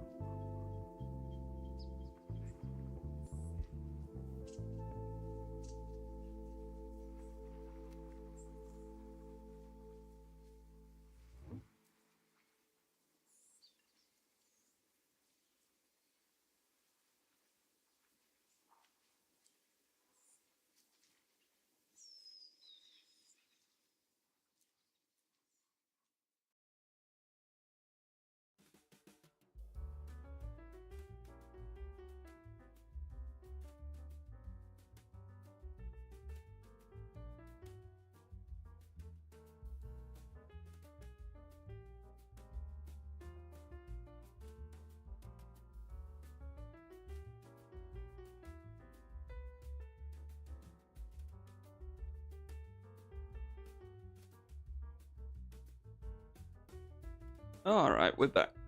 We are back.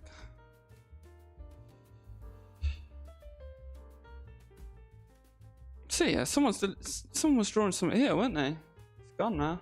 Why did they delete it before they leave? I don't know. Very strange. Like this.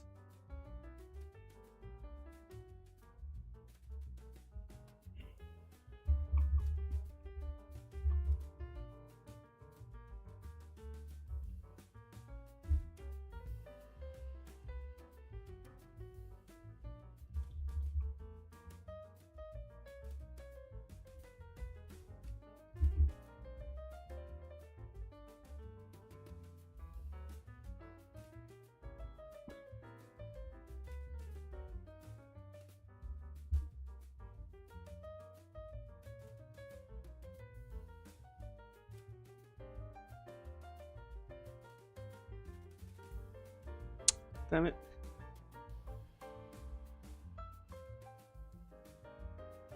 Yeah, that's one other thing. You know what? That's my second thing. I think painting on one layer would be revolutionary for this software, but also,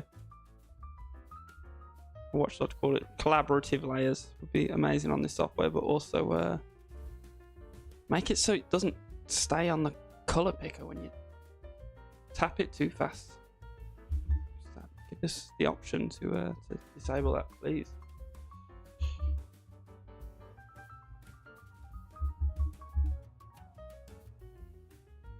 Sometimes I do just tap the color picker and then tap the color that I want. But you tap it for less than like a second or something, it just changes your tool to it permanently.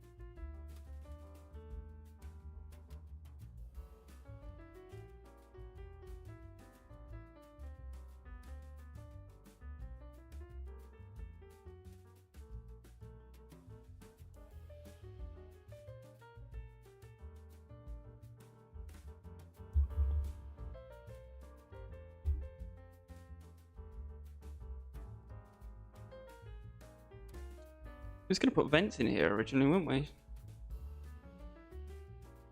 I don't know if they'll look as good now. Maybe I'll try some circle. Oh, it's not the colour that I fired. Maybe I'll... Oh, this is the rubber, that's why. Maybe I'll try some circular vents like that. No, I think I'll leave it ventless. Could put some on the screen as well.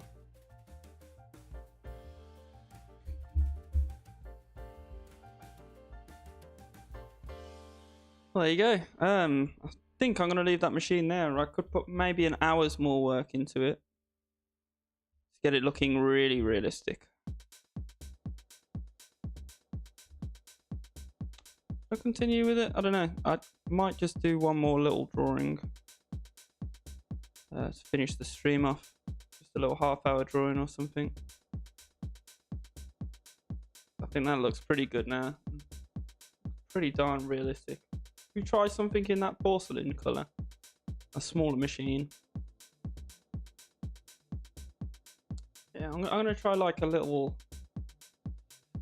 some kind of desktop computer instead, a smaller computer, something that is something that's white instead of a very saturated colour, and I think that'll get me used to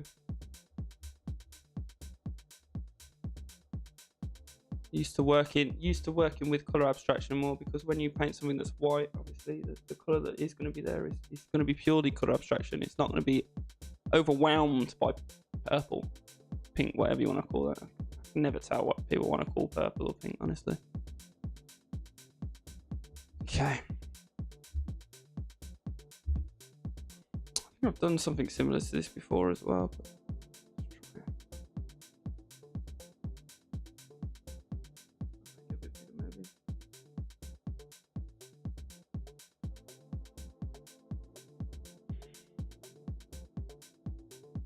or shall I just do like one of the original terminals? My original kind of terminal design is kind of like, oh, kind of like that, with a round screen there and the controls there. That's like my OG design. Should we try one of them? I don't know what sort of controls I'm going to do. What about 3 big switches? You know, like it's in a power plant or something. You know?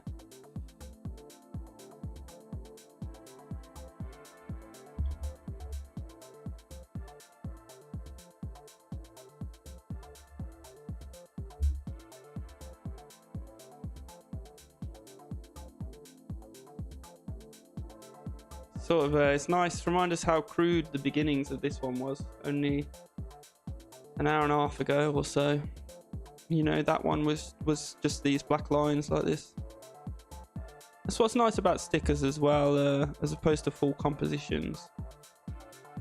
Stickers take a lot less time, but you can still do something nice and 3D and realistic. Should this one have some weird pedals as well? Seeing as we're doing pedals now. How does that look? Nah. Nope. I don't know. I kind of want it to have something to separate. I'll try not to do the same design twice. Although this is different because it's the 3 switches. We'll go with that. We'll do white porcelain, like I said. And a green screen. White's obviously not really white. It's some yellow and blue. It's yellow for the lights and blue for the shadows, which is the typical formula. See, this is actually quite yellow. I'm gonna desaturate it even more because this magma likes to saturate things.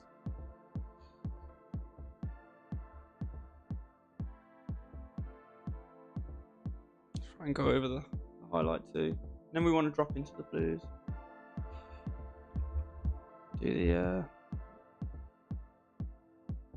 something more like that.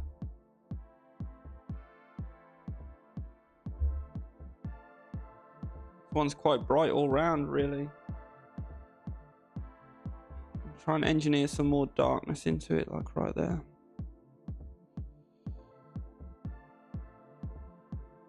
Get some shadows. Shadows are a bit desaturated on this one. The shadows got more saturated here. I feel like they're getting less saturated here. We're working on the white. Don't know if I'll end up changing that.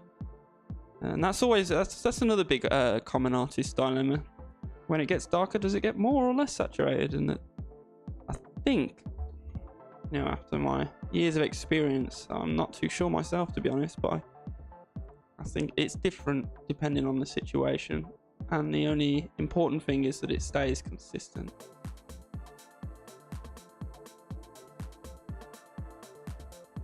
Get a nice green screen in here then. Wouldn't be one of my paintings if it didn't have a nice green screen. Starting with a bit of a darker value for this screen.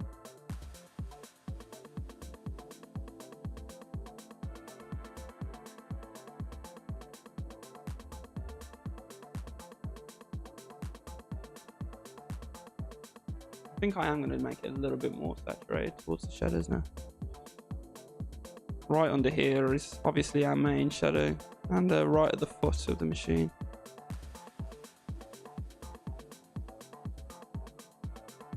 Like that.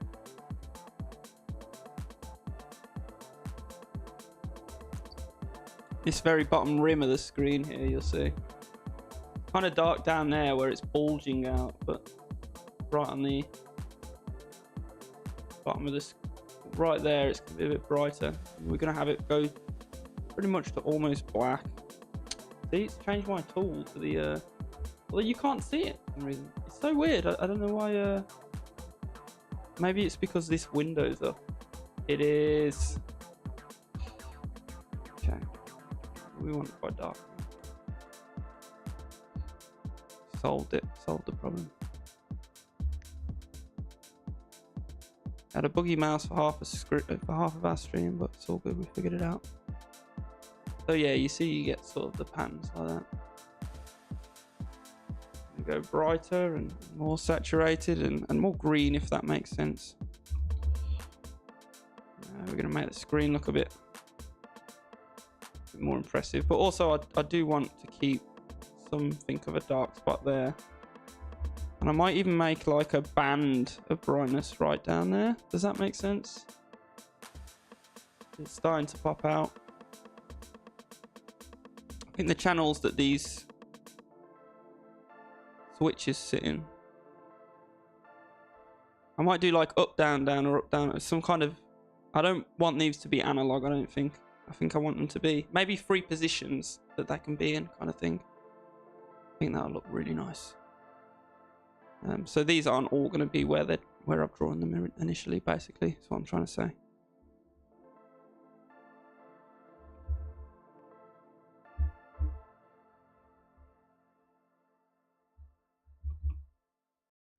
trying to make a bit of a... I'll try and show you the shape. A bit of like a lip. You see it goes concave there again? I've exaggerated that shape. But I think that's kind of what I'm going for, to make it look a bit... It really needs to look like the screen is... Like on this one, it's kind of sunk into the casing. Doing a really nice shadow there is going to be one of the main ways to create that effect. Wow, we've really got a nice canvas building here now, haven't we? A few people on here. We've got 4 people and me, so 5 in total. Been a super lively session. Should we make the canvas a bit bigger for everyone?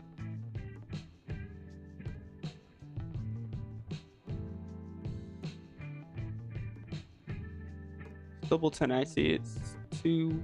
Is it 2160? I think it is.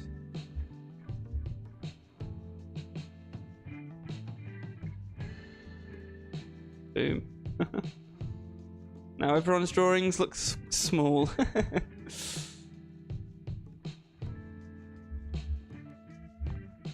Okay. We should try and get the color abstraction in early on this porcelain machine. I think. Get this. Center area is a bit darker. It doesn't look very reflective at the moment, but we're working it like clay, you know, like Play-Doh. We're working it into shape. And I exaggerated this, like I said earlier, but that is going to be in there. Maybe just a little bit like that. We get the jet white out already, which I probably shouldn't, but just get some of this stuff in there that belongs, some of these highlights. A bit like that.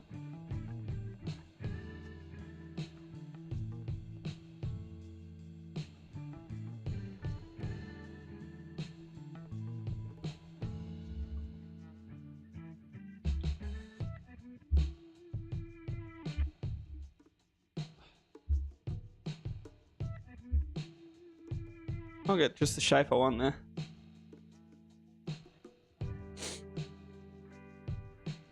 I don't know if that's me that's put that there. Someone else. Someone else. Oh, good. Probably this person here, I'm guessing, looking at the brush.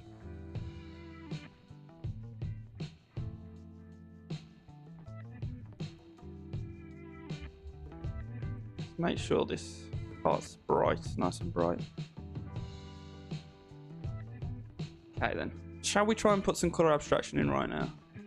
So I want some purples, and what we want to do is kind of... Now this is the advanced level stuff. Actually, this is a big point. Probably should make a video about this. I need to rewatch all these streams for the ideas that I've got. But you want to make, you know, if you get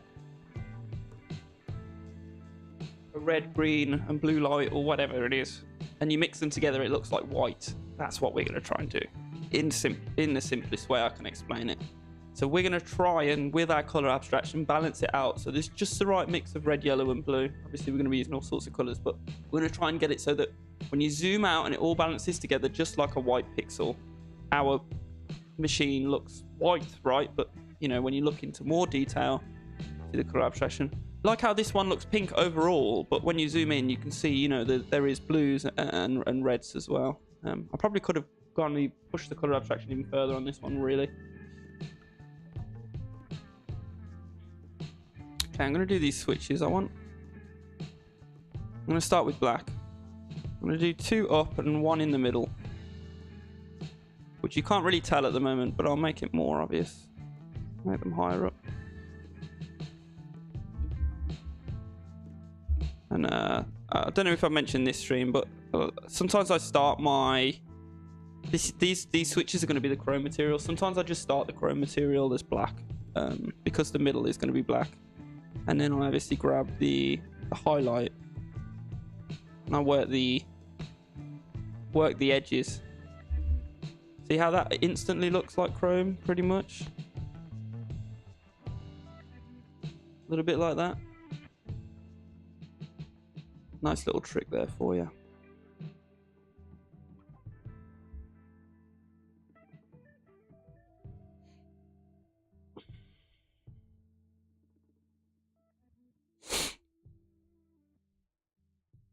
And all of these machines, like if you look at some of my previous streams, you look at my spaceship interior command room streams that I've done recently. That's what these turn into. They become the seeds for I like to call them outgrow paintings.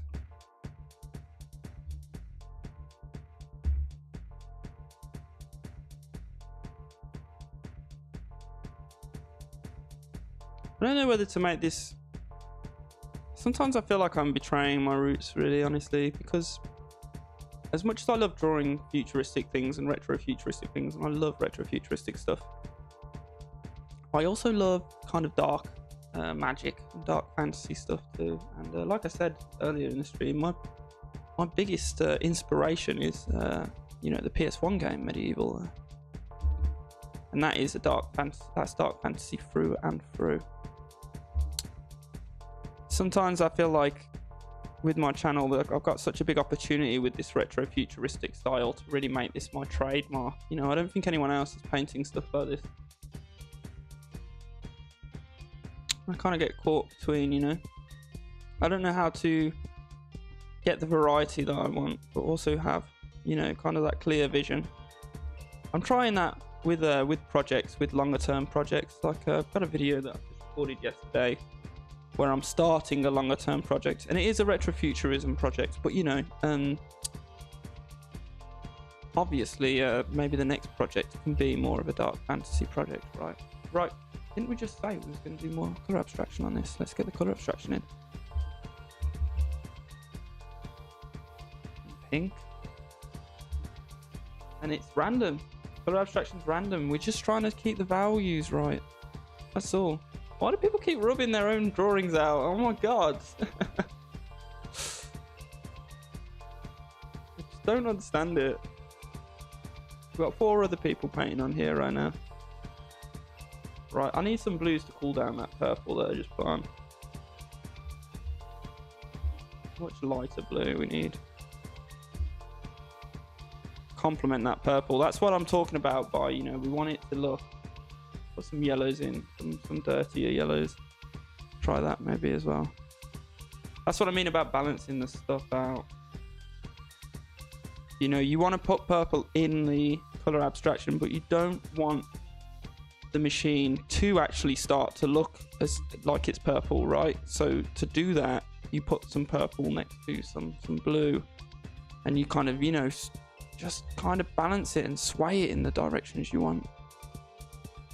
We might be a bit early for the color abstraction anyway. We'll find out in future. There's a lot of experimentation we can still do, really, with this this sort of method of painting that I've slowly, probably very quickly even, come into doing quite often with these retro futuristic machines. It's really just an excuse to do glossy material balls. They're in interesting shapes, more interesting shapes than just a ball. That's what these machines are to me. They really are very material ball alike. And I really like this glossy material. So.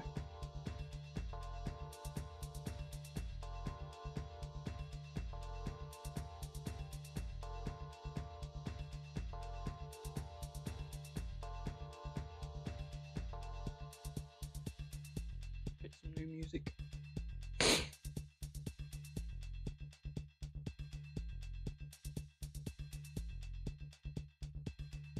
Insane that you can't close the app.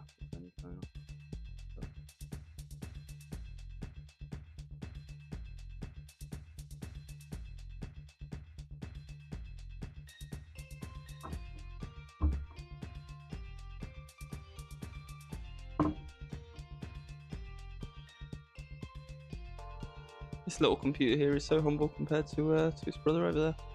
Yeah, this person did. They just drew something and then rubbed out half of it. And I don't know if they left, but I think they have. It's so strange. Like, what's the purpose of rubbing it out? I think people, I hate to say it, but I think people feel bad about their drawings and so they rub it out before they leave. And that's like so wrong. But especially, like I said, I think a lot of these are kids, a lot of these are younger folks. And feels bad thinking that a lot of them are like, kind of ashamed of their drawings, so they rub them out before they leave, embarrassed about them. Especially a kid should never be like embarrassed about the quality of their artwork. Literally, like, there's no pressure on here. No one's trying to no one's got to draw anything amazing. But it's a little bit what I was talking about earlier, actually, with when you're not competent. And I say that there's no such thing as competent, obviously, when it comes to art. But when you're not competent at what you're trying to achieve in your art, it can be frustrating, and I feel like that's part of it. People just kind of get frustrated and rub their stuff out and leave. But it's crazy that that's the majority. I think we've seen more people on this canvas.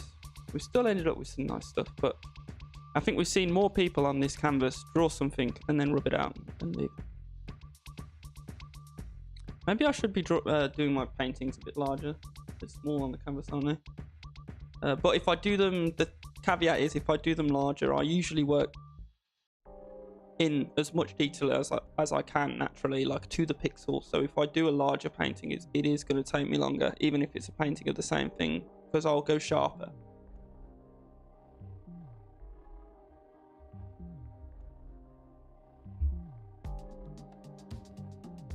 See, this one's kind of on the middle setting, like I was saying earlier.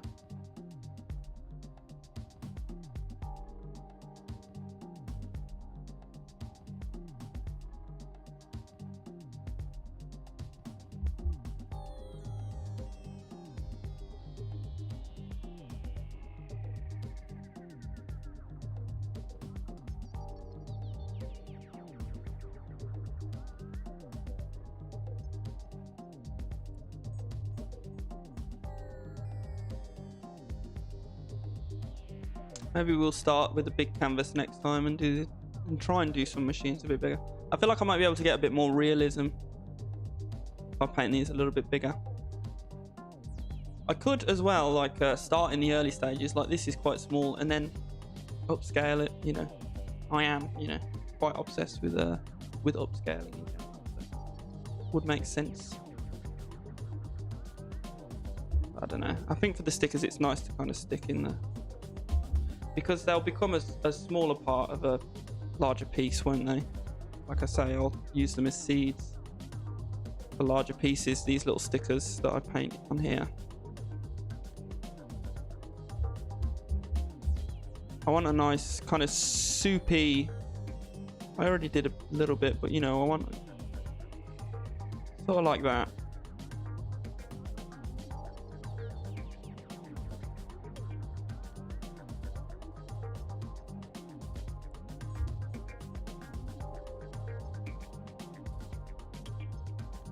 Oh, see what I mean about being clever with your highlight shades? That's not perfect, but we're onto something there with this kind of switchback shape, you know. I think it really does make it look like what I was trying to say earlier with that, almost like the brim of a hat shape we've got going on there. And a lot of it's just, like I say, it's just random trial and error, but you do get better at kind of coming up with clever patterns. And the patterns don't have to be exactly how they'd be in real life either, which is the best part.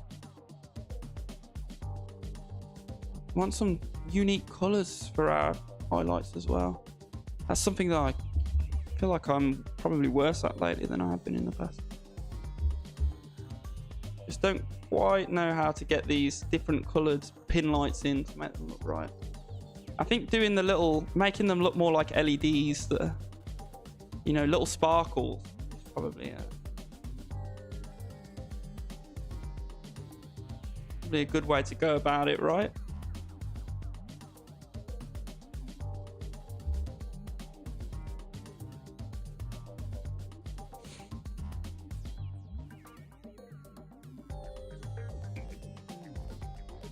I think I want to keep the dirty greens colours down here.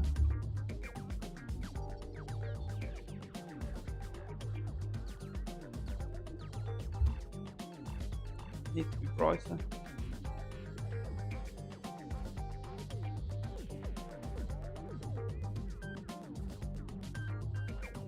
A lot of it's exaggerating patterns that we've already made kind of by accident, you could say, as well. You see this, it might be hard to see on the screen, but there's kind of a shape here already like that in blue. See that?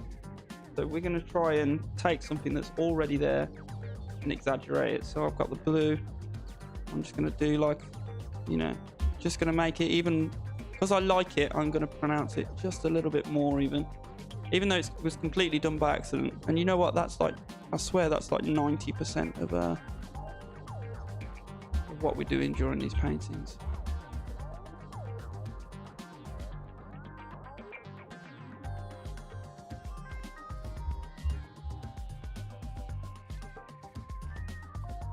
It's been a really nice stream so far, I feel like. Painted some nice stuff. It's been a nice long stream. It's been 2 hours now, you know. It's good for me. I'm trying to limit the hours a lot really lately, but the last couple days I feel like, because I've been so comfortable and with the streaming and so like settled in, I've been okay with letting myself paint for a bit longer. The risk for me is that I burn myself out. I get burned out really easily. I have a very short day naturally that is, I can get, you know, as soon as I've done something that took my energy, it's like my battery gets burned so fast. So I have to be careful sometimes with stuff like this, which is why it's been kind of difficult to get the regularity on these streams. Just realised that's the rubber. I do that so often. I start painting with the rubber and I'm really just revealing the background and not realising, especially if the background is close to whatever value I was choosing.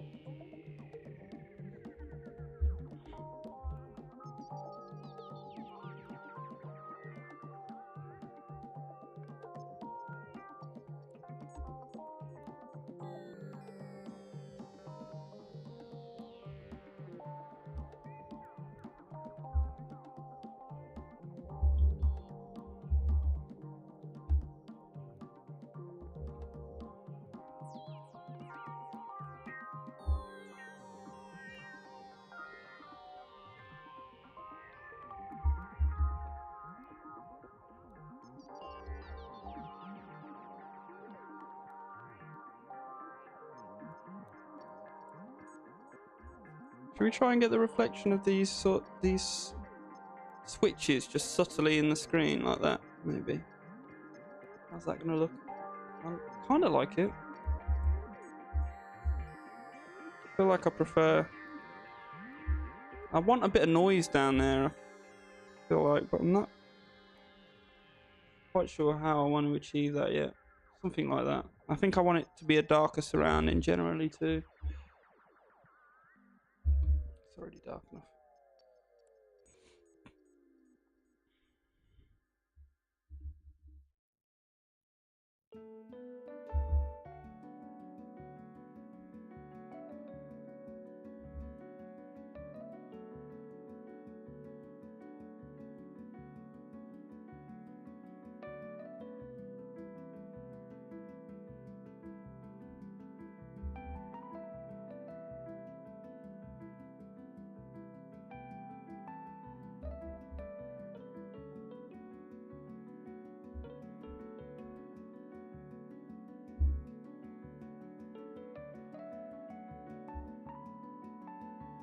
I always struggle with the bases because there's obviously not an actual floor. Sometimes I think I do them too rounded and it should be more like that, you know? And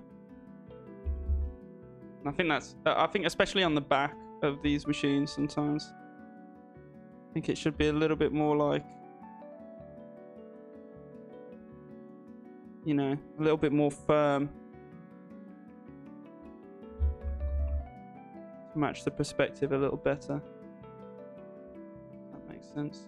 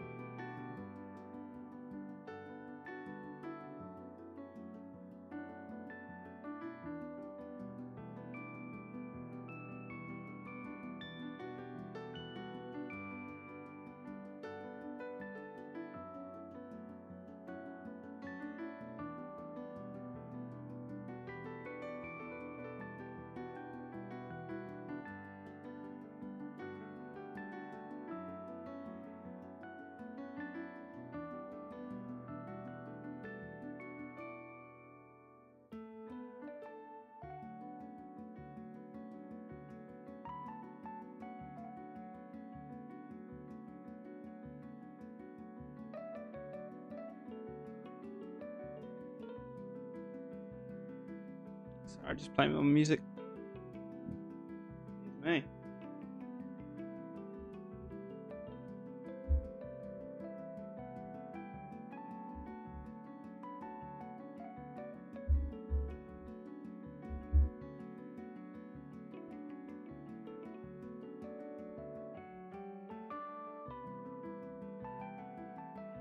I really like these big, you know, freeway switches here.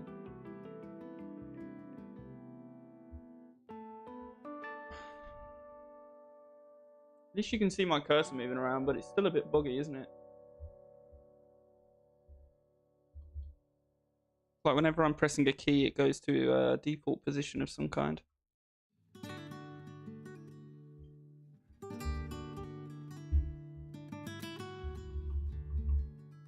Always in the wrong tool on this, especially because in Krita, if you select a color, it automatically puts you onto the brush. Did that in Procreate as well, I think. But it doesn't do that in this software. Be a nice little quality of life change.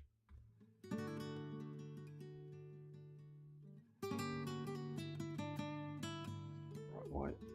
Is this already?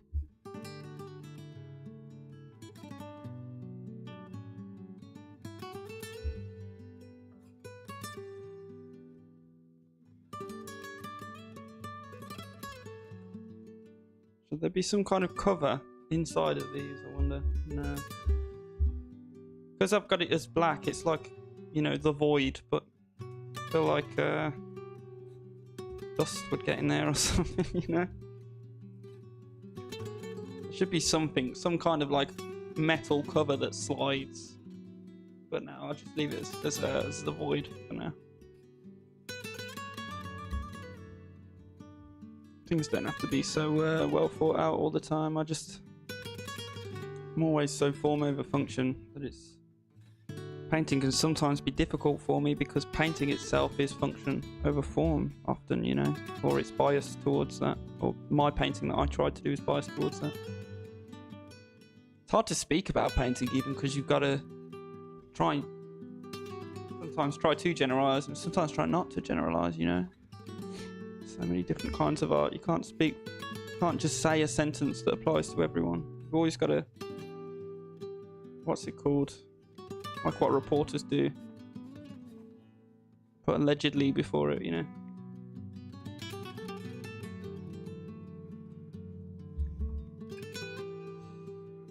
We got some nice color abstraction in this one, and you know what? I do feel like in a very short amount of time, I think we've been painting on this one for less than an hour. It does look like quite realistic, and I'll go as far as to say it looks more realistic than this one, quite a bit more realistic. This one maybe is a bit too saturated, but I kind of like that in a way. I feel like I have two competing kind of design philosophies in this space universe, and one is the very saturated stuff and one is the less saturated stuff. It's hard for me to kind of either pick a side or find somewhere in the middle. That's really nice. I didn't expect them to colour it in.